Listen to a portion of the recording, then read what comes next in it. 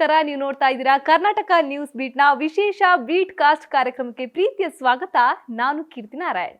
S, ಇವತ್ತು ನಮ್ಮ ಜೊತೆ ಒಬ್ರು ಬ್ಯೂಟಿಫುಲ್ ನಟಿ ಇದ್ದಾರೆ. ಕಲಾಮತೆ ಕೈ ಬೀಸಿ ಕರೆಯೋದು ಕೇವಲ ಬೆರಳೆಣಿಕೆಯಷ್ಟು ಜನರನ್ನ ಮಾತ್ರ. ಅದರಲ್ಲಿ ಇವರು ಕೂಡ ಒಬ್ರು. ಯಾಕಂದ್ರೆ ಇತ್ತೀಚೆಗೆ ಇವರೆಲ್ಲೋ ಕಾಣಿಸ್ತಾ ಇಲ್ಲ ಅಂತ ಅಂದ್ಕೊಂಡವರಿಗೆ ಒಂದೊಂದೇ ಹೆಜ್ಜೆ ಇಟ್ಕೊಂಡು ಜೊತೆಗೆ ಬೇರೆ ಪರಭಾಷಾ ಸಿನಿಮಾಗಳಲ್ಲಿ ಬ್ಯುಸಿಯಾಗಿ ಏನೇ ಇದ್ರು ಕೆಲಸದ ಮೂಲಕ ಉತ್ತರ ಕೊಡ್ತೀನಿ ಅಂತ ಪಣ ತೊಟ್ಟಿದ್ದಾರೆ. ಎಸ್, ಇವತ್ತು ನಮ್ಮ ಜೊತೆ ಒಬ್ರು ಬ್ಯೂಟಿಫುಲ್ ನಟಿ ಇದ್ದಾರೆ, ಸಾಕ್ಷಿ ಮೇಘ್ನವರು. ಬನ್ನಿ, ಅವ್ರ ಜೊತೆ ಸಾಕಷ್ಟು ಮಾತಾಡಿಸ್ತಾ ಹೋಗ್ತೀನಿ. ಅದಕ್ಕೂ ಮುಂಚೆ ಅವ್ರನ್ನ ಕಾರ್ಯಕ್ರಮಕ್ಕೆ ವೆಲ್ಕಮ್ ಮಾಡೋಣ. ಹಾಯ್ ಮ್ಯಾಮ್, ಹೇಗಿದ್ದೀರಾ? Hi, thank you so much. ಎಲ್ಲರೂ ಅನ್ಕೋತಾ ಇದ್ರು ಸಾಕ್ಷಿ ಮೇಘ್ನವ್ರು ಎಲ್ಲೋ ಹೋದ್ರಪ್ಪ ಅಂತ. ಬಟ್ ರೀಸೆಂಟ್ ಆಗಿ ಸೋಷಿಯಲ್ ಮೀಡಿಯಾದಲ್ಲಿ ಒಂದು ಪೋಸ್ಟ್ ನೋಡಿದೆ, ಸಾಕ್ಷಿ ಮೇಘ್ನವರು ಪರಭಾಷೆ ಅಂದ್ರೆ ತಮಿಳು ಸಿನಿಮಾದಲ್ಲಿ ಬ್ಯುಸಿ ಆಗಿದ್ದಾರೆ ಅಂತ. ಹೌದಾ, ಏನ್ ಕತೆ ಅಂತ? ಏನಂದ್ರೆ ಅದೊಂದು ಟೈಮ್ ಇರುತ್ತೆ ಆಯ್ತಾ, ನಾವು ಕಾಣಿಸ್ಕೊಬೇಕು, ಎಲ್ಲ ಕಡೆ ಹೋಗಬೇಕು, ಅದರ ಎಕ್ಸ್ಪೀರಿಯನ್ಸ್ ಹೇಗಿರುತ್ತೆ ಏನು ಅನ್ನೋ ಒಂದು ಕುತೂಹಲ ಇರುತ್ತೆ. ಸೊ ಅದನ್ನ ನಾವು ನೋಡಿದಾಗ ಆ ಕುತೂಹಲದಲ್ಲಿ ನಾವು ಮಿಂಗಲ್ ಆಗಿ ನಾವು ಎಕ್ಸ್ಪೀರಿಯನ್ಸ್ ಮಾಡಿದಾಗ ನಮ್ಗೆ ಇನ್ನೊಂದು ಮೈಂಡ್ ಸೆಟ್ ಬರುತ್ತೆ. ನಾವು ಜಾಸ್ತಿ ಕೆಲಸಗಳನ್ನ ಮಾಡಬೇಕು, ಇನ್ನೂ ಪ್ರೌಡ್ ಫೀಲ್ನ ನಮ್ಮನ್ನ ಯಾರು ಬಿಲೀವ್ ಮಾಡಿರ್ತಾರೆ, ಯಾರು ಪ್ರೀತಿಸ್ತಾರೆ, ಹಾಗೆ ನಮ್ಮ ಫಾಲೋವರ್ಸ್ ಇರ್ತಾರೆ, ನಮ್ಮ ಸೆಲೆಬ್ರಿಟೀಸ್ಗಳಿರ್ತಾರೆ. ಸೊ ಅಂಥವ್ರಿಗೆ ಒಂದು ಇನ್ನೂ ಜಾಸ್ತಿ ಪ್ರೌಡ್ ಫೀಲ್ ಮಾಡಬೇಕು ಅನ್ನೋ ಒಂದು ಏನಂತಾರೆ, ಒಂದು ನಮಗೆ ಒಂದು ಹಠ ಅನ್ನೋದು ಬಂದ್ಬಿಡುತ್ತೆ. ಸೊ ಅವಾಗ ಏನು ಮಾಡಬೇಕಂದ್ರೆ ನಾವು ಕೆಲಸದ ಮೂಲಕ ಜನರನ್ನ ಮನರಂಜನೆ ಮಾಡಬೇಕು ಅನ್ನೋದು ನನಗೆ ಇವಾಗಿನ ಟೈಮಿಗೆ ಅದೊಂದು ಆ ಥರ ಫೀಲ್ ಇರೋದ್ರಿಂದ ಎಲ್ಲೂ ಕಾಣಿಸ್ಕೊತಾ ಇಲ್ಲ ಅಷ್ಟೇ. ಆ್ಯಂಡ್ ಹೌದು, ನೀವು ಹೇಳ್ದಂಗೆ ತಮಿಳ್ ಸಿನಿಮಾ ರಿಲೀಸ್ ಆಯಿತು, ಒಂದು ಒಳ್ಳೆ ರೆಸ್ಪಾನ್ಸ್ ಸಿಕ್ಕಿದೆ ಅಲ್ಲಿ ಚೆನ್ನೈಯಲ್ಲಿ. ಆ ಡೈರೆಕ್ಟ್ರು ಪ್ರೊಡ್ಯೂಸರ್ ನನಗೆ ಕಾಲ್ ಮಾಡಿ ಇನ್ನೊಂದು ಸಿನಿಮಾಗೆ ಅಪ್ರೋಚು ಕೂಡ ಮಾಡಿದ್ದಾರೆ. ಅದು ಐ ಥಿಂಕ್ ಇನ್ 1 ಮಂತಲ್ಲಿ ಸ್ಟಾರ್ಟ್ ಆಗ್ಬೋದು ಅನ್ಕೊಂತೀನಿ. ಫಸ್ಟ್ ಸ್ಟಾರ್ಟಿಂಗ್ ಡೇಸ್ ಅಲ್ಲಿ ಇಂಡಸ್ಟ್ರಿಗೆ ಎಂಟ್ರಿ ಕೊಟ್ಟದಕ್ಕೂ ಇವಾಗ ಇರೋ ಇಂಡಸ್ಟ್ರಿ, ಯಾಕಂದ್ರೆ ತುಂಬಾ ಗ್ಯಾಪ್, ಅಂದ್ರೆ ಸಾಕಷ್ಟು ಇಂಡಸ್ಟ್ರಿಯಲ್ಲಿ ನೀವೀಗ ತೊಡಗಿಸ್ಕೊಂಡಿದ್ದೀರಾ. ಜೊತೆಗೆ ಇವಾಗ ಇಂಡಸ್ಟ್ರಿ ಹೆಂಗೆ ಅಂತ ನಿಮಗೆ ಗೊತ್ತಾಗಿದೆ. ಸೊ ಆ ಲೈಫಿಗೂ ಈ ಲೈಫಿಗೆ ಕಂಪೇರ್ ಮಾಡ್ಕೊಂಡ್ರೆ ಹೇಗಿದೆ ಇವಾಗ ಲೈಫ್ ಏನೋ ತುಂಬ ಚೆನ್ನಾಗಿರುತ್ತೆ. ಐ ಬಿಲೀವ್ ಏನಂದರೆ ಏನು ನಮಗೆ ಸಿಗುತ್ತೆ ಅದರಲ್ಲಿ ತೃಪ್ತಿ ಪಡಬೇಕು. ಹಾಗೆ ತುಂಬಾ ನಮ್ಗೆ ಎಷ್ಟು ಆಗುತ್ತೆ ಅಷ್ಟು ಎಂಜಾಯ್ ಮಾಡಬೇಕು. ಯಾಕೆಂದರೆ ನಾನು ಎಲ್ಲೋ ಒಂದು ರೀಲ್ಸಲ್ಲೋ ಎಲ್ಲೋ ಬುಕ್ಕಲ್ಲೋ ಓದಿರೋ ನೆನಪಿದೆ ನನಗೆ, ಎಷ್ಟೋ ಜೀವಿಗಳಿಗೆ ಮನುಷ್ಯನ ಜೀವನ ಸಿಗೋದು ತುಂಬಾ ಅದೃಷ್ಟ ಅಂತೆ. ಎಷ್ಟೋ ಜೀವಿಗಳು ಅಂದರೆ ಪ್ರಾಣಿ ಪಕ್ಷಿಗಳು ಅದನ್ನು ಬಯಸ್ತಾ ಇರ್ತಾರಂತೆ, ಮಾನವನಾಗಿ ಹುಟ್ಟಬೇಕು ಅಂತ. ಸೊ ಅದರಲ್ಲಿ ನಾವು ಇವಾಗ ಮಾನವಾಗಿ ಹುಟ್ಟಿದ್ದೀವಿ. ಸೊ ಹಾಗಾಗಿ ಅದನ್ನ ಎಂಜಾಯ್ ಮಾಡಬೇಕು. ನಮ್ಗೆ ಏನು ಸಿಗುತ್ತೆ ಲೈಫಲ್ಲಿ ಅದನ್ನು ಚಿಕ್ಕ ಮೂಮೆಂಟ್ಸನ್ನು we have to enjoy it. ಅದನ್ನು ನನಗೆ ಆ ಥರ ಫೀಲ್ ಇರೋದ್ರಿಂದ ಸೊ ಲೈಫ್ ತುಂಬಾ ಚೆನ್ನಾಗಿದೆ. ಫಸ್ಟು ಬಂದಾಗ ಎಲ್ಲದ್ರ ಬಗ್ಗೆನೂ ಕ್ಯೂರಿಯಾಸಿಟಿ ಇತ್ತು. ಇದು ಹೇಗಿರುತ್ತೆ, ಇದು ಹೆಂಗಿರುತ್ತೆ, ಕ್ಯಾಮ್ರಾ ಹೆಂಗೆ ಫೇಸ್ ಮಾಡಬೇಕು, ಮೇಕಪ್ ಹೆಂಗೆ ಮಾಡ್ತಾರೆ, ಯಾವ್ಯಾವ ಥರ ಕಾಸ್ಟ್ಯೂಮ್ ಹೆಂಗೆ ಕಾಣಿಸ್ತೀವಿ, ಯಾವ ಲಿಪ್ಸ್ಟಿಕ್ ನಮಗೆ ಚೆನ್ನಾಗಿ ಕಾಣುತ್ತೆ, ಆ್ಯಂಡ್ ಯಾವ ಆ್ಯಂಗಲಲ್ಲಿ ಚೆನ್ನಾಗಿ ಕಾಣಿಸ್ತೀವಿ. ಇವಾಗ ಒಬ್ಬೊಬ್ರಿಗೆ ನನಗೆ ಲೆಫ್ಟ್ ಪ್ರೊಫೈಲ್ ಚೆನ್ನಾಗಿ ಕಾಣಿಸ್ತೀನಿ. ಸೊ ಅದೆಲ್ಲ ಏನು ಗೊತ್ತಾ, ಹೋಗ್ತಾ ನಮಗೆ ಗೊತ್ತಾಗುತ್ತೆ. ಅದೊಂದು ಕುತೂಹಲ ಇತ್ತು ಇವಾಗ. ಆ್ಯಂಡ್ ಆ ಕುತೂಹಲ ಇವಾಗ ಮುಗ್ದಿದೆ ಅಂತಲೂ ಹೇಳೋಕ್ಕಾಗಲ್ಲ. ಬಿಕಾಸ್ ಇನ್ನೂ ಜವಾಬ್ದಾರಿ ಜಾಸ್ತಿ ಆಗ್ತಾ ನಾವು ಇನ್ನೂ ಚೆನ್ನಾಗಿ ಕಾಣಿಸ್ಬೇಕು, ಇನ್ನೂ ಬ್ಯೂಟಿಫುಲ್ಲಾಗಿ ಕಾಣಿಸ್ಬೇಕು ಅಂತ. ಸೊ ಅವಾಗೇನೋ ನಾನು ಚಿಕ್ಕವಳಿದ್ದಾಗ ಬಂದಿದ್ದರಿಂದ ನನಗೆ ಅಷ್ಟೊಂದು ಏನಂದರೆ ಚಿಕ್ಕವಳಂದರೆ ಚಿಕ್ಕ ಬುದ್ಧಿಗಳು, ಚಿಕ್ಕ ಮಗು ಥರನೇ ಇರ್ತಿತ್ತು. ಎಲ್ಲದಕ್ಕೂ ತುಂಬಾ ಖುಷಿ ಆಗ್ತಿತ್ತು. ಆ್ಯಂಡ್ ಇವಾಗ ಒಂದು ಸ್ವಲ್ಪ ಮೆಚುರಿಟಿ ಬಂದಿರೋದ್ರಿಂದ ಸೊ ಆಬ್ವಿಯಸ್ಲಿ ಆಯ್ಕೆಗಳಲ್ಲಿ ತುಂಬ ಸೆಲೆಕ್ಷನ್ ಇರುತ್ತೆ, ಇಂತಿಂಥದ್ದೇ ಮಾಡಬೇಕು, ಹಿಂಗೆ ಮಾಡಬೇಕು ಅಂತ. ಸೊ ಹಾಗೆ ಚೇಂಜಸ್ ಆಗುತ್ತೆ ಅಲ್ಲ, ಒಂದೇ ಥರ ಇರೋಕ್ಕಾಗಲ್ಲ ಯಾರೂ. ಲೈಫಲ್ಲಿ ಯಾವ್ಯಾವ ಟೈಮಲ್ಲಿ ಏನೇನು ಬರುತ್ತೆ we have to move on ಅಲ್ಲ. ಇವಾಗ ಇಂಡಸ್ಟ್ರಿಗೆ ಕೆಲವೊಬ್ರು ಬರೋದಕ್ಕೆ, ಅಂದರೆ ಎಲ್ಲರೂ ಅಂತಲ್ಲ, ಲೈಕ್ ಯಾರಾದರೂ ಬ್ಯಾಕ್ ಬೋನ್ ಸಪೋರ್ಟ್ ಇರಬೇಕು. ಸೊ ಈ ಥರ ಇರುತ್ತೆ. ಸೊ ನೀವು ಇಂಡಸ್ಟ್ರಿಗೆ ಬರೋದಕ್ಕೆ ಯಾರಾದರೂ ನಿಮಗೆ ಸಪೋರ್ಟರ್ಸ್ ಇದ್ರಾ ಅಥವಾ ಏಕಾಂಗಿಯಾಗೆ ಬಂದ್ರೆ ಹೆಂಗೆ ಅಂತ? ನಮ್ಮಮ್ಮನ ತಮ್ಮ ಮಹೇಂದ್ರ ಅಂತ, ಅವ್ರ ಫ್ರೆಂಡು ಸಿದ್ದು ಅಂತ. ಅವರು ಸಿದ್ದು ಅಸ್ವಾಳ್ ಕ್ಯಾಮ್ರಾಮ್ಯಾನು, ಸಿನಿಮಾದಲ್ಲೆಲ್ಲ DOP ಆಗಿ ವರ್ಕ್ ಮಾಡ್ತಾರೆ. ಒಂದು ದಿನ ನಮ್ಮ ಊರಲ್ಲಿ ಜಾತ್ರೆ ನಡೀತಾ ಇತ್ತು. ಸೊ ಆವಾಗ ಬಂದಾಗ, ಯಾಕೆಂದರೆ ನನ್ನ ಡ್ಯಾಡಿ ಏನು ಗೊತ್ತಾ, ಬರ್ಡೇ ಆಗಿರ್ಬೋದು ಏನೇ ಫಂಕ್ಷನ್ಸ್ ಆದ್ರೂ ನಮ್ಗೆ ಒಂದು ಏನಂದರೆ ಎಲ್ಲರೂ ಟೆಂಪಲ್ಗೆ ಹೋಗಬೇಕು. ನಮ್ದು ಹೆಂಗಿತ್ತು ಅಂದರೆ ಒಂದು ಟೆಂಪಲ್ಗೆ ಹೋಗಿ ಬಂದು ಮತ್ತೆ ಒಂದು ಫೋಟೋಗ್ರಾಫರ್ ಹತ್ರ ಹೋಗಿ ಸ್ಟುಡಿಯೋಗೆ ಹೋಗಿ ಫೋಟೋಶೂಟ್ ಮಾಡಬೇಕು. ಅದೊಂದು ಏನಂತಾರೆ ಸಂಪ್ರದಾಯ ಆಗೋಗಿತ್ತು ನಮ್ಮ ಮನೇಲಿ. ಏನೇ ಫಂಕ್ಷನ್ ಆಗಿರಲಿ ನಮ್ಮ ಮನೇಲಿ ಒಂದು ಫೋಟೋಶೂಟ್ ನಡೀತಾ ಇತ್ತು ಅವತ್ತು. ಸೊ ಹೋಗಿ ಸ್ಟುಡಿಯೋದಲ್ಲಿ ಫೋಟೋಶೂಟ್ ಮಾಡಿಕೊಂಡು ಬಂದರೆ ಅದನ್ನು ಫ್ರೇಮ್ ಮಾಡಿ ಅಂದರೆ ಮನೇಲಿ ಹಾಕ್ಬಿಡ್ತಿದ್ರು. ಸೊ ಅವತ್ತು ಅವ್ರು ಬಂದರು, ನೋಡಿದಾಗ ಎಲ್ಲ ಫೋಟೋಸ್ ಎಲ್ಲನೂ ಅಂದರೆ ಇವಾಗ 1 yearಗೆ ಎಷ್ಟು ಫಂಕ್ಷನ್ಸ್ ಆಗುತ್ತೆ ಎಲ್ಲಾನು ಒಂಥರ ಫೋಟೋಗ್ರಾಫರ್ ಮನೆ ತರ. ಹಾಗಾದ್ರೆ ನಿಮಗೆ ಚಿಕ್ಕ Studio. ವಯಸ್ಸಲ್ಲಿ ಸಿಕ್ಕಾಪಟ್ಟೆ ಫೋಟೋಸ್ ಇದೆ ನನ್ಗೆ ಎಲ್ಲಾನು ಫ್ರೇಮ್ ಮಾಡಿ ಹಾಕ್ಸ್ಬಿಡ್ತಿದ್ರು ಒಂದು ಕಡೆ. ಹಂಗೆ ಅವಾಗ ನೋಡಿ ನಿನಗೆ ತುಂಬ ಇಂಟ್ರೆಸ್ಟು ಇದೆ ಸಿನಿಮಾದಲ್ಲಿ ಆ್ಯಕ್ಟ್ ಮಾಡಬೇಕು ಆ್ಯಂಡ್ ನೀನು ಚೆನ್ನಾಗಿ ಕಾಣಿಸ್ತೀಯ ಕ್ಯಾಮ್ರಾದಲ್ಲಿ ಅಂತ ಹೇಳಿ ಮನೆ ಕೇಳಿದ್ರು ಅಮ್ಮನಿಗೆ ಅಪ್ಪನಿಗೆ. ಸೊ ನನ್ನಪ್ಪ ನನ್ನ ಮಗಳು ಅವಳು ಪಾಪ ಅವಾಗ್ಲಿಂದನೂ ಗೊತ್ತಿತ್ತಲ್ಲ ನನಗೆ. ನನ್ನ ಸ್ಕೂಲಲ್ಲಿ ನಾನು ಎಷ್ಟು ಚೆನ್ನಾಗಿ ಓದ್ತಾ ಇದ್ದೀನಿ ಅಂತ ಯಾರೂ ಹೇಳ್ತಿರ್ಲಿಲ್ಲ. ಯಾವಾಗ ಕಲ್ಚರ್ ಆ್ಯಕ್ಟಿವಿಟೀಸ್ ಬರುತ್ತೆ ಅಂದರೆ ನನ್ನ ಹೆಸರು ಇರ್ತಿತ್ತು. ರ್ಯಾಂಕ್ ಸ್ಟೂಡೆಂಟ್ಸ್ ಹೆಂಗೆ ಹೆಸರು ಇರ್ತಿತ್ತು ಹಂಗೆ ನನ್ನ ಹೆಸರು ಇರ್ತಿತ್ತು. ನಾನು ಏನು ಗೊತ್ತಾ, ಫ್ಯಾಷನ್ ಶೋಲಿ ಡಿಫ್ರೆಂಟಾಗಿ ಮಾಡ್ತಿದ್ದೆ. ಎಲ್ಲರೂ ಒಂದು ತುಂಬ ಖರ್ಚು ಮಾಡಿ ಅವ್ರ ಮಕ್ಕಳಿಗೆ ಇದು ಮಾಡ್ತಿದ್ರೆ, ನನ್ನ ಅಮ್ಮನೂ ಅವಾಗ ಕೆಲ್ಸಕ್ಕೆ ಹೋಗ್ತಾಯಿದ್ರು ಆ್ಯಂಡ್ ನನ್ನ ಅಪ್ಪನೂ ಕೆಲ್ಸಕ್ಕೆ ಹೋಗ್ತಾ ಇರೋದ್ರಿಂದ ನಾನೇ ಏನೋ ಥಿಂಕ್ ಮಾಡಿ ಏನು ₹1 ಖರ್ಚಾಗ್ದಂಗೆ. ಇವಾಗ ಅಮ್ಮ ಮನೇಲಿ ಯಾರಾದರೂ ಇದ್ರೆ ತಾನೇ ರೆಡಿ ಮಾಡಬೇಕು ತುಂಬ ಚೆನ್ನಾಗೆ ಅದು ಇದು ಅಂತ. ಬಟ್ ಯಾರೂ ಇಲ್ಲದೆ ಹೆಂಗೆ ಮಾಡೋದು ಅಂತ ನನಗೆ ಯಾವಾಗ ತುಂಬ ಓವರ್ ಕಾನ್ಫಿಡೆಂಟ್ ಬಂತು, ನಾನು ಏನೋ ಮಾಡ್ಬೋದು ಗೆಲ್ಬೋದು ಅನ್ನೋದು ಯಾವಾಗ ನನಗೆ ಬಂದಿದೆ ಅಂದರೆ, ನಾನು 3rd ಸ್ಟ್ಯಾಂಡರ್ಡಲ್ಲಿ ಹಲೋಕಾ ಸ್ಕೂಲ್ ಬೂನಹಳ್ಳಿ ಹಾಸನಲ್ಲಿ ಓದಿದ್ದು. ನಾನು ಅವಾಗ ಯಾರೋ ಹುಚ್ಚಿ ಬ್ರೆಡ್ ತಿನ್ಕೊಂಡು ಕೂತಿದ್ರು. ಸೊ ನಾನು ಅದನ್ನು ನೋಡಿದೆ ಆಯಿತಾ. ಅದನ್ನು ನೋಡಿದ ತಕ್ಷಣ ಇವಾಗ ಸ್ಕೂಲ್ ಡೇ ಫ್ಯಾಷನ್ ಶೋ ಇದೆ, ಏನಾದರೂ ಮಾಡ್ಬೇಕು. ನನ್ನ ಹೆಸರು ಬೇರೆ ಹಾಕ್ಬಿಟ್ಟಿದ್ದಾರೆ. ಇವಾಗ ಅಮ್ಮ ಬೇರೆ ಇಲ್ಲ, ಅಪ್ಪನೂ ಇಬ್ಬರೂ ಕೆಲ್ಸಕ್ಕೆ ಹೋಗಿದ್ದಾರೆ. ಇವಾಗ ಏನು ಮಾಡೋದು, ನಾನು ರೆಡಿ ಯಾರು ಮಾಡ್ತಾರೆ ಅಂತ ಅಂದಿದ ತಕ್ಷಣ ಇವಾಗ ನೋಡಿದೆ ಅಂದ್ಬಿಟ್ಟು ನಮ್ಮಮ್ಮಂದು ಯಾವುದೋ ಒಂದು ಗ್ರೀನ್ ಕಲರ್ ಸೀರೆ ಇತ್ತು, ಅದನ್ನು ಹಾಕ್ಕೊಂಡು ಯಾವುದೋ ಒಂದು ಶರ್ಟ್ಗೆ ನಾನೇ ಹೆಂಗೆಂಗೋ ಹುಚ್ಚಿ ಇನ್ನೇ ಹೆಂಗೆ ಅವ್ರಿಗೆ ಸೆನ್ಸೇ ಇರಲ್ಲ ಹೆಂಗಿರ್ತೀವಿ ಅಂತ. ಸೊ ಹುಟ್ಕೊಂಡು ಹಿಂಗೆ ಕೂದಲಿಗೆಲ್ಲ ಅವತ್ತು ಬಾಚ್ಕೊಂಡು ಹಂಗೆ ಹೋಗಿ ಒಂದು ಬ್ರೆಡ್ ತೊಗೊಂಡು ಹೋಗಿದ್ದೆ.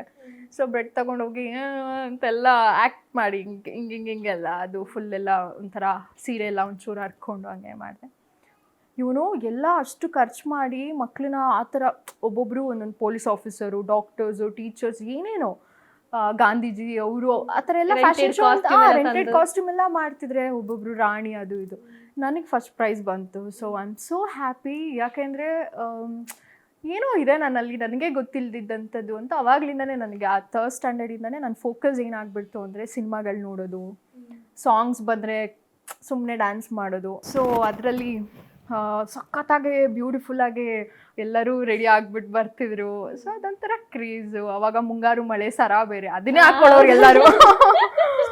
ಸೊ ಆ ಥರ ಎಲ್ಲ ಕ್ರೇಜ್ ನನಗೆ.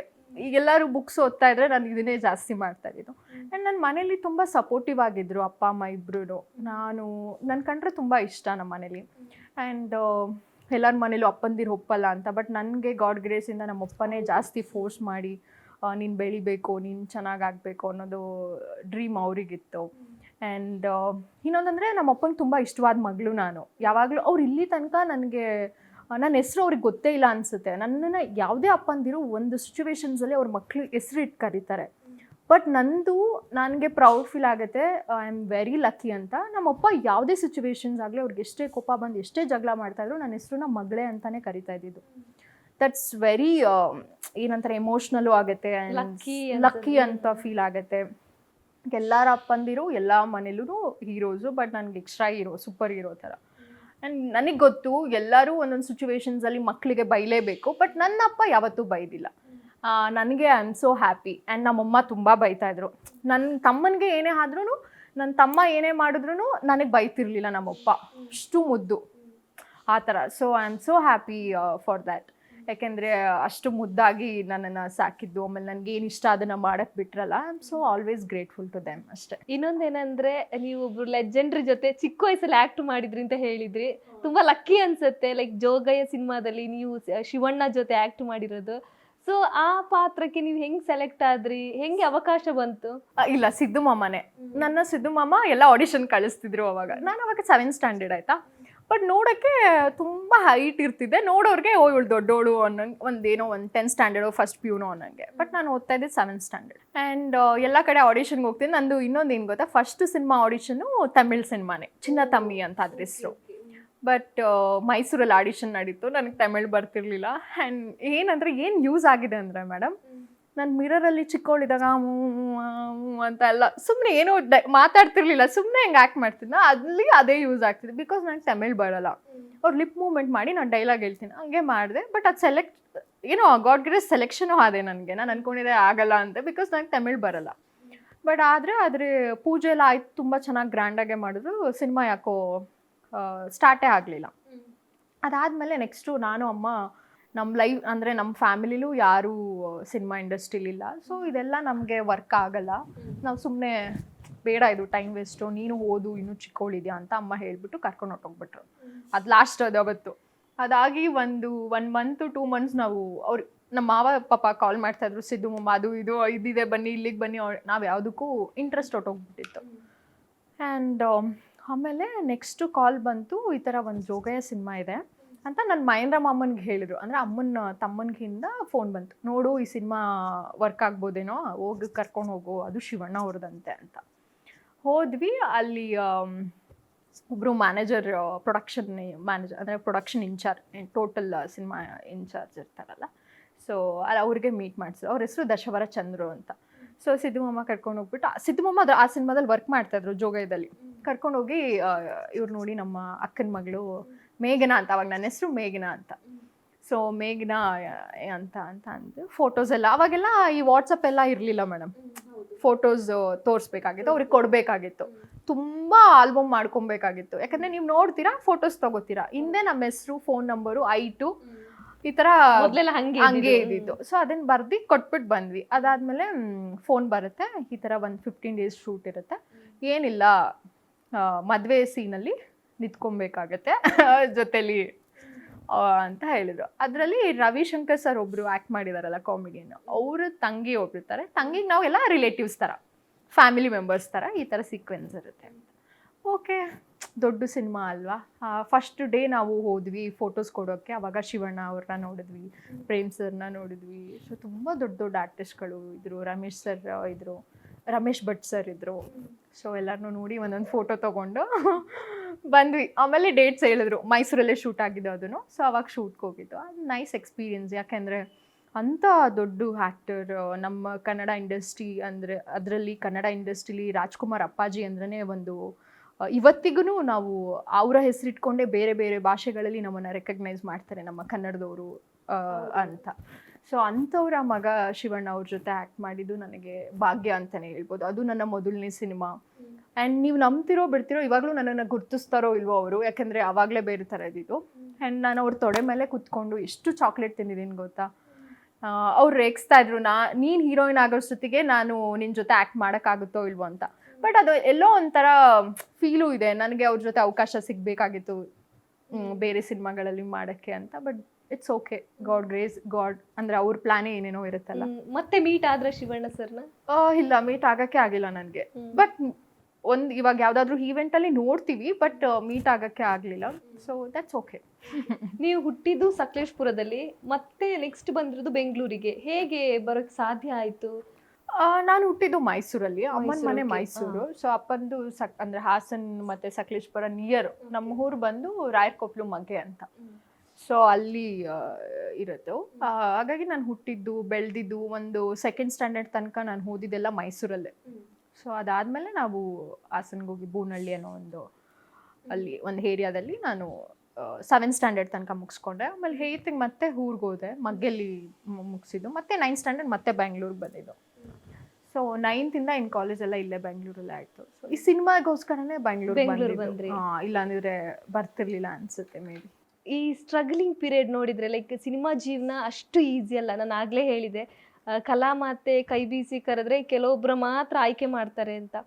ಸಿನಿಮಾ ಜೀವನ ಅಷ್ಟು ಈಸಿ ಅಲ್ಲ. ಕೆಲವೊಂದು ಸಲ ತುಂಬ ಸ್ಟ್ರಗಲ್ ಇರುತ್ತೆ. ಲೈಕ್ ಒಂದೊಂದು ಸಲ ಎಷ್ಟೋ ಜನ ಹೆಣ್ಮಕ್ಳು ಒಂದು ಸಿನಿಮಾ ಮಾಡ್ತಾರೆ ಮತ್ತು ಎಲ್ಲೂ ಕಾಣಿಸ್ಕೊಳ್ಳೋದಿಲ್ಲ, ಹೀಗೆಲ್ಲ ಆಗುತ್ತೆ. ಆದರೆ ನಿಮಗೆ ನಿಮ್ಮ ಸ್ಟ್ರಗ್ಲಿಂಗ್ ಪೀರಿಯಡ್ನ ಇವಾಗ ನೆನಪಿಸ್ಕೊಳ್ಳೋದಾದ್ರೆ ಹೇಗಿತ್ತು ನಿಮ್ಮ ಸ್ಟ್ರಗ್ಲಿಂಗ್ ಪೀರಿಯಡ್ ಅಂತ? ನಾನು ಹೇಳ್ದಂಗೆ ನನಗೆ ಚಿಕ್ಕವಳಿದ್ದಾಗೆಲ್ಲ ಏನು ಸ್ಟ್ರಗಲ್ ಅಂತ ಅನಿಸ್ಲಿಲ್ಲ. ಆ್ಯಂಡ್ ಜೋಗಯ್ಯ ಮಾಡಿದ ತಕ್ಷಣ, ಸಿನಿಮಾ ಆಗಿದ ತಕ್ಷಣ ಬುಗ್ರಿ ಮಾಡಿದೆ ಗಣೇಶ್ ಸರ್ ಜೊತೆ, MD ಶ್ರೀಧರ್ ಸರ್ ಡೈರೆಕ್ಟ್ರು. ಆ್ಯಂಡ್ ಅದರಲ್ಲೂ ಫ್ರೆಂಡ್ ರೋಲ್ ಮಾಡಿದೆ ನಾನು. ಆ್ಯಂಡ್ ಬ್ಯಾಕ್ ಟು ಬ್ಯಾಕ್ ಸಿನಿಮಾಗಳಿತ್ತು ನನಗೆ ಚಿಕ್ಕವಳಿದ್ದಾಗ್ಲೂ. ಅಂದರೆ ಚೈಲ್ಡ್ ಆರ್ಟಿಸ್ಟ್ ಆಗಿ ಬಂದಿದ್ದು ಆದಮೇಲೂ ನನಗೆ ಸಿನಿಮಾಗಳು ಮಾಡ್ತಾಯಿದ್ದೆ, ಸಪೋರ್ಟಿಂಗ್ ರೋಲ್ ಅದು ಇದು ಅಂತ. ನಾನು ಬ್ಯುಸಿಯಾಗೇ ಇದ್ದೆ. ಒಂದೊಂದು ಸತಿ ಅನಿಸುತ್ತೆ, ಇವನು ಹೀರೋಯಿನ್ ಅಂತ ಆದಮೇಲೆ ನನಗೆ ಒಂದು ಸ್ವಲ್ಪ ಇವಾಗ ಏನಾಗ್ಬಿಡುತ್ತೆ, ಎಲ್ಲ ಸಿನಿಮಾದಲ್ಲೂ ಹೀರೋಯಿನ್ ಆಗಿ ಮಾಡೋಕ್ಕಾಗಲ್ಲ. ನಮ್ಮದೇ ಆದ ನಮಗೆ ಸಿಗಬೇಕಾಗಿದ್ದು ಸಿಗುತ್ತೆ. ಅದೇನಂತಾರೆ ಒಂದು ಗಾದೆ ಇದೆಯಲ್ಲ, ಋಣಾನು ಬಂಧ ಅಂತ. ಎಲ್ಲೇ ಒಂದು ಊಟ ಮಾಡಬೇಕು, ನೀರು ಕುಡಿಬೇಕು ಅಂದ್ರೂ ಆ ಒಂದು ಋಣ ಇರಬೇಕು. So I believe that. So ಎಲ್ಲ ಸಿನಿಮಾದಲ್ಲೂ ನನ್ನನ್ನು ಹೀರೋಯಿನ್ ಆಗಿ ಮಾಡೋಕ್ಕಾಗಲ್ಲ, ಆಮೇಲೆ ನಾವು ಆ್ಯಕ್ಟ್ ಮಾಡೋಕ್ಕೂ ಆಗಲ್ಲ. ಆ್ಯಂಡ್ ಹೀರೋಯಿನ್ ಆದಮೇಲೆ ಒಂದು ಸ್ವಲ್ಪ ಫ್ರೀ ಅಂತ ಅನ್ಸುತ್ತೆ. ನಾನು ಮೇ ಬಿ ಆರ್ಟಿಸ್ಟ್ ಆಗಿದ್ದಿದ್ರೆ ಇವತ್ತು ನಾನು ಒಂದು ದಿನನೂ ಫ್ರೀ ಆಗಿರೋಕೆ ಆಗ್ತಿರ್ಲಿಲ್ಲ. ಬಿಕಾಸ್ ಈ ಸಿನಿಮಾ ಅಲ್ಲ, ಇನ್ನೊಂದು ಸಿನಿಮಾದಲ್ಲಿ ಆ್ಯಕ್ಟ್ ಮಾಡೋದು, ಸಪೋರ್ಟಿಂಗ್ ರೋಲ್ ಅದು ಇದು, ಅಂದರೆ ಅಷ್ಟು ಬ್ಯುಸಿ ಇದ್ದೆ ನಾನು ಅವಾಗ್ಲೂ.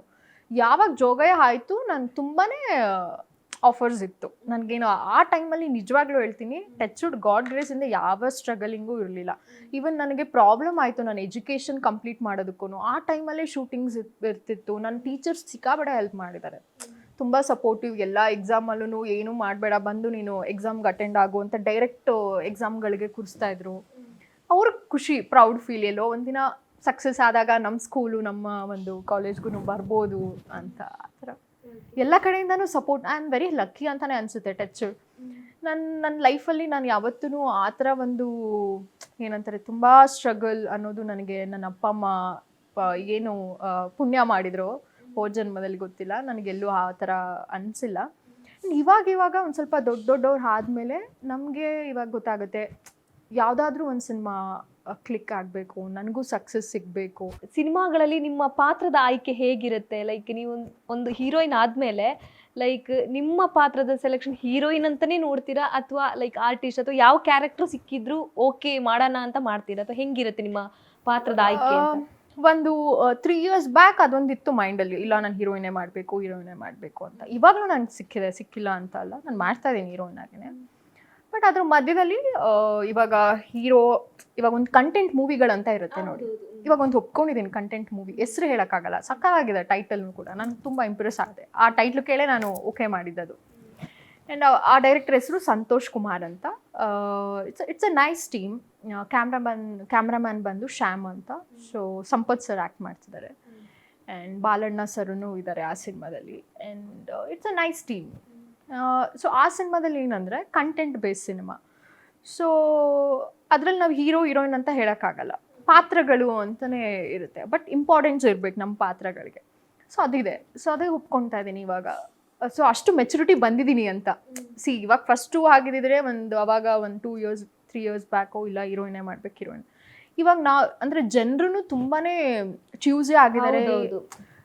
ಹೀರೋಯಿನ್ ಅನ್ನೋದಕ್ಕಿಂತ ಪಾತ್ರ ಇಷ್ಟ ಆದರೆ ಯಾರನ್ನೂ ಬಿಡಲ್ಲ, ಅವ್ರನ್ನೇ ಸೆಲೆಬ್ರಿಟಿ ಮಾಡುವಂಥ ಒಂದು ಮೈಂಡ್ ಸೆಟ್ ಅಲ್ಲಿ ಇದ್ದಾರೆ ಇವಾಗ. ಸೊ ಹಾಗಾಗಿ ನನಗೆ ಪಾತ್ರಗಳು ಚೂಸ್ ಮಾಡ್ತಾ ಇದೀನಿ. ಸೊ ಹಾಗೇನಿಲ್ಲ, ಅಂದ್ರೆ ಲೈಕ್ ಹೀರೋಯಿನ್ನೇ ಬೇಕು ಆ ಥರ ಏನಿಲ್ಲ. ಇವಾಗ ಕಂಟೆಂಟ್ ಮೇಲೆ ನೋಡ್ತೀವಿ. ಬಟ್ ಆ ಕಂಟೆಂಟ್ ಅಲ್ಲಿ ನಮ್ಮ ಪಾತ್ರ ತುಂಬಾನೇ ಇಂಪಾರ್ಟೆನ್ಸ್ ಇರಬೇಕು. ಇಡೀ ಎಂಟೈರ್ ಮೂವಿ ನಾವು ನಮ್ಮ ಒಂದು ಪಾತ್ರ ಜೀವಿಸ್ಬೇಕು. ಸೊ ಆ ಥರ ಪಾತ್ರಗಳು ಮಾತ್ರ ಮಾಡ್ತಾ ಇದ್ದೀನಿ. ಇವಾಗ ಒಂದೊಂದು ಪಾತ್ರಗಳು ಬರುತ್ತೆ, ಒಂದು ಜಸ್ಟ್ ಹಿಂಗೆ ಬಂದು ಹಿಂಗೆ ಹೋಗೋದು, ಆ ಥರ ಪಾತ್ರ ಮಾಡಲ್ಲ. ನೀವು ಹೀರೋಯಿನ್ ಆಗಿನೂ ಅಭಿನಯಿಸ್ತೀರಾ, ಸೊ ಜೊತೆಗೆ ಪಾತ್ರಗಳನ್ನು ಮಾಡಿದ್ದೀರಾ ಬೇರೆ ಬೇರೆ ಸಿನಿಮಾಗಳಲ್ಲಿ. ಸೊ ಇವಾಗ್ಲೂ ನಿಮಗೆ ಯಾವ್ದಾದ್ರು ಹೊಸ ಸಿನಿಮಾ ಬಂದಾಗ ಆಡಿಷನ್ ತಗೋತಾರ, ಅಥವಾ ಆಡಿಷನ್ ಇಲ್ಲದೆ ಪಾತ್ರಕ್ಕೆ ಸೆಲೆಕ್ಟ್? ಆಬ್ವಿಯಸ್ಲಿ ಇವಾಗ ರೀಸೆಂಟ್ ಆಗಿ ಒಂದು 15 days ಆಯ್ತು ಈ ಸಿನಿಮಾ ಬಗ್ಗೆ ಮಾತಾಡ್ತಾ ಇದೀನಲ್ಲ, ಸಂತು ಸರ್ ಡೈರೆಕ್ಷನ್. ಆ ಸಿನಿಮಾಗೆ ಆಡಿಷನ್ ತಗೊಂಡ್ರು. ನಂದು ಎಷ್ಟೊಂದು ವಿಡಿಯೋಸು ಫೋಟೋಸು ಎಲ್ಲ ಅವ್ರು ನೋಡಿದ್ರು. ಮೇಡಮ್ ಸಾರಿ, ಪಾಪ ಅವ್ರು ಹಾಗೆ ಕೇಳಿದ್ರು, ಮೇಡಮ್ ಏನು ಅನ್ಕೊಬೇಡಿ, ಬೇಜಾರು ಮಾಡ್ಕೊಬೇಡಿ, ಬಟ್ ನನ್ನ ಪಾತ್ರ ಹಿಂಗಿದೆ, ನೀವು ಮಾಡಲೇಬೇಕು ಅಂತ. ನಾನು ಡೈಲಾಗ್ ನೋಡಿದಾಗ ಆಬ್ವಿಯಸ್ಲಿ, ಯಾಕಂದರೆ ಅದು ತುಂಬ ಭಾಷೆನೇ ಒಂಥರ ಹಳ್ಳಿ ಸೊಗಡು, ಹಳ್ಳಿಯವಳೆ ನಾನು. ಬಟ್ ಆ ಥರ ಎಲ್ಲ ಮಾತಾಡಲ್ಲ ಹಳ್ಳೀಲಿ ಇವಾಗ. ಬಟ್ ಅವರ ಒಂದು ಕೊಳ್ಳೆಗಾಲದ ಸ್ಟೈಲಲ್ಲಿ ಒಂದು ಇದಿದೆ ಅಲ್ಲ ಮಾತುಕತೆ, ಅದು ಸಿಕ್ಕಾಬಟ್ಟೆ ಕಷ್ಟನೂ ಇದೆ. ಒಂಥರ ಹಂಗೆ ಕಣ್ಲಾ ಹಿಂಗೆ ಕಣ್ಲಾ ಸರಿಯಾಗಿ ಹಿಡ್ಕೋ ಅನ್ನಂಗೆ, ಆ ಥರ ಒಂದು ಭಾಷೆ. ಸೊ ಅದರಲ್ಲಿ ನನಗೆ ಆಡಿಷನ್ ತೊಗೊಂಡ್ರು ಆ್ಯಂಡ್ ಮಾಡಿದೆ. ಅದು ಓಕೆ ಆಯಿತು. ಆ್ಯಂಡ್ ವರ್ಕ್ಶಾಪು ಮಾಡಿದ್ವಿ ಒಂದು 5-6 days. ಇವಾಗಲೂ ನಡೀತಿದೆ. ನಾನು ಮತ್ತೆ ಅಗೇನ್ ಅವ್ರು ಯಾವಾಗ ಕಾಲ್ ಮಾಡಿ ಇದು ಮಾಡ್ತಾರೆ, ಸೊ ಅಗೇನ್ ವರ್ಕ್ಶಾಪ್ಗೆ ಹೋಗಿ ಪ್ರಾಕ್ಟೀಸ್ ಮಾಡಬೇಕು. ಅಂದರೆ ಎಲ್ಲ ಸಿನಿಮಾಗಳು ಹೊಸ ಸಿನಿಮಾನೇ. ಇವಾಗ ನೀವು ಒಂದು ಇಂಟರ್ವ್ಯೂ ತೊಗೊತಾರೆ, ಇದು ನನಗೆ ಹೊಸ ನನಗೆ ಇನ್ನೂ ಒಂಥರ ಏನೋ ಭಯ ಅನಿಸ್ತದೆ, ನಾನು ಹೆಂಗೆ ಕಾಣಿಸ್ತಿದ್ದೀನಿ, ಹೆಂಗೆ ಮಾತಾಡ್ತಿದ್ದೀನಿ ಅನ್ನೋದು ಒಂದು ಫೀಲ್ ಇರುತ್ತೆ. ಯಾವತ್ತೂ ಒಬ್ಬರು ಕಲಾವಿದರು ಅಂತ ಹೇಳಕ್ಕೆ ಹೋಗಲ್ಲ ನಾನು. ಪ್ರತಿಯೊಬ್ಬ ಮನುಷ್ಯನು ಬೆಳಗ್ಗೆ ಎದ್ದಿದ ತಕ್ಷಣ ಅವ್ನಿಗೆ ಹೊಸ ಜೀವನ ಅಲ್ಲ, ಹೊಸ ದಿನ, ಹೊಸ ಎಕ್ಸ್ಪೀರಿಯನ್ಸ್. ಸೊ ಹಾಗಾಗಿ ಲೈಫಲ್ಲಿ every day is new day.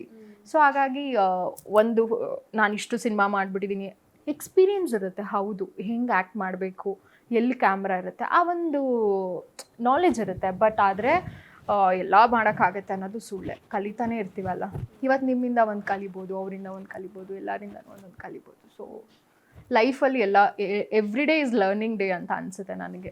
ಇನ್ನೇನು ಸ್ವಲ್ಪ ದಿನದಲ್ಲೇ ಬಿಗ್ ಬಾಸ್ 13 ಸ್ಟಾರ್ಟ್ ಆಗ್ತಿದೆ. ನಿಮಗೇನಾದ್ರು ಬಿಗ್ ಬಾಸ್ ಆಫರ್ ಬಂದಿತ್ತಾ? ಬಂದರೆ ಹೋಗ್ತೀರಾ? ಆ್ಯಕ್ಚುಲಿ ಏನಂದರೆ ಬಿಗ್ ಬಾಸ್ಗೂ ನನಗೂ ಒಂಥರ ನಂಟು ಅಂತಲೇ ಹೇಳ್ಬೋದು. ಬಿಗ್ ಬಾಸ್ ನನಗೆ ನವೀನ್ ಸಜ್ಜು ಅವ್ರು ಹೋಗಿದ್ರಿ ನೋಡಿ, ಆ ಒಂದು ಸೀಸನಲ್ಲಿ ಬಂದಿತ್ತು. ಆ ಟೈಮಲ್ಲಿ ನಂದು ಲೋಫರ್ ಸಿನಿಮಾ ನಡೀತಿತ್ತು. ಮೋಹನ್ ಸರ್ ಅವರು ಲಾಸ್ಟ್ ಸೀಸನ್ ಹೋಗ್ಬಿಟ್ಟು ಬಂದಿದ್ರು. ಮೋಹನ್ ಸರ್ ಅಂದರೆ ಗೊತ್ತಿರುತ್ತೆ ಅಲ್ಲ, ಕುರಿಗಳು ಸರ್. ಹಾಂ, ಸೊ ಅವ್ರು ಹೋಗಿ ಬಂದಿದ್ರು. ಅವ್ರ ಡೈರೆಕ್ಷನ್ ಸಿನಿಮಾಗೆ ನಾನು ಸೆಲೆಕ್ಷನ್ ಆಗಿದೆ.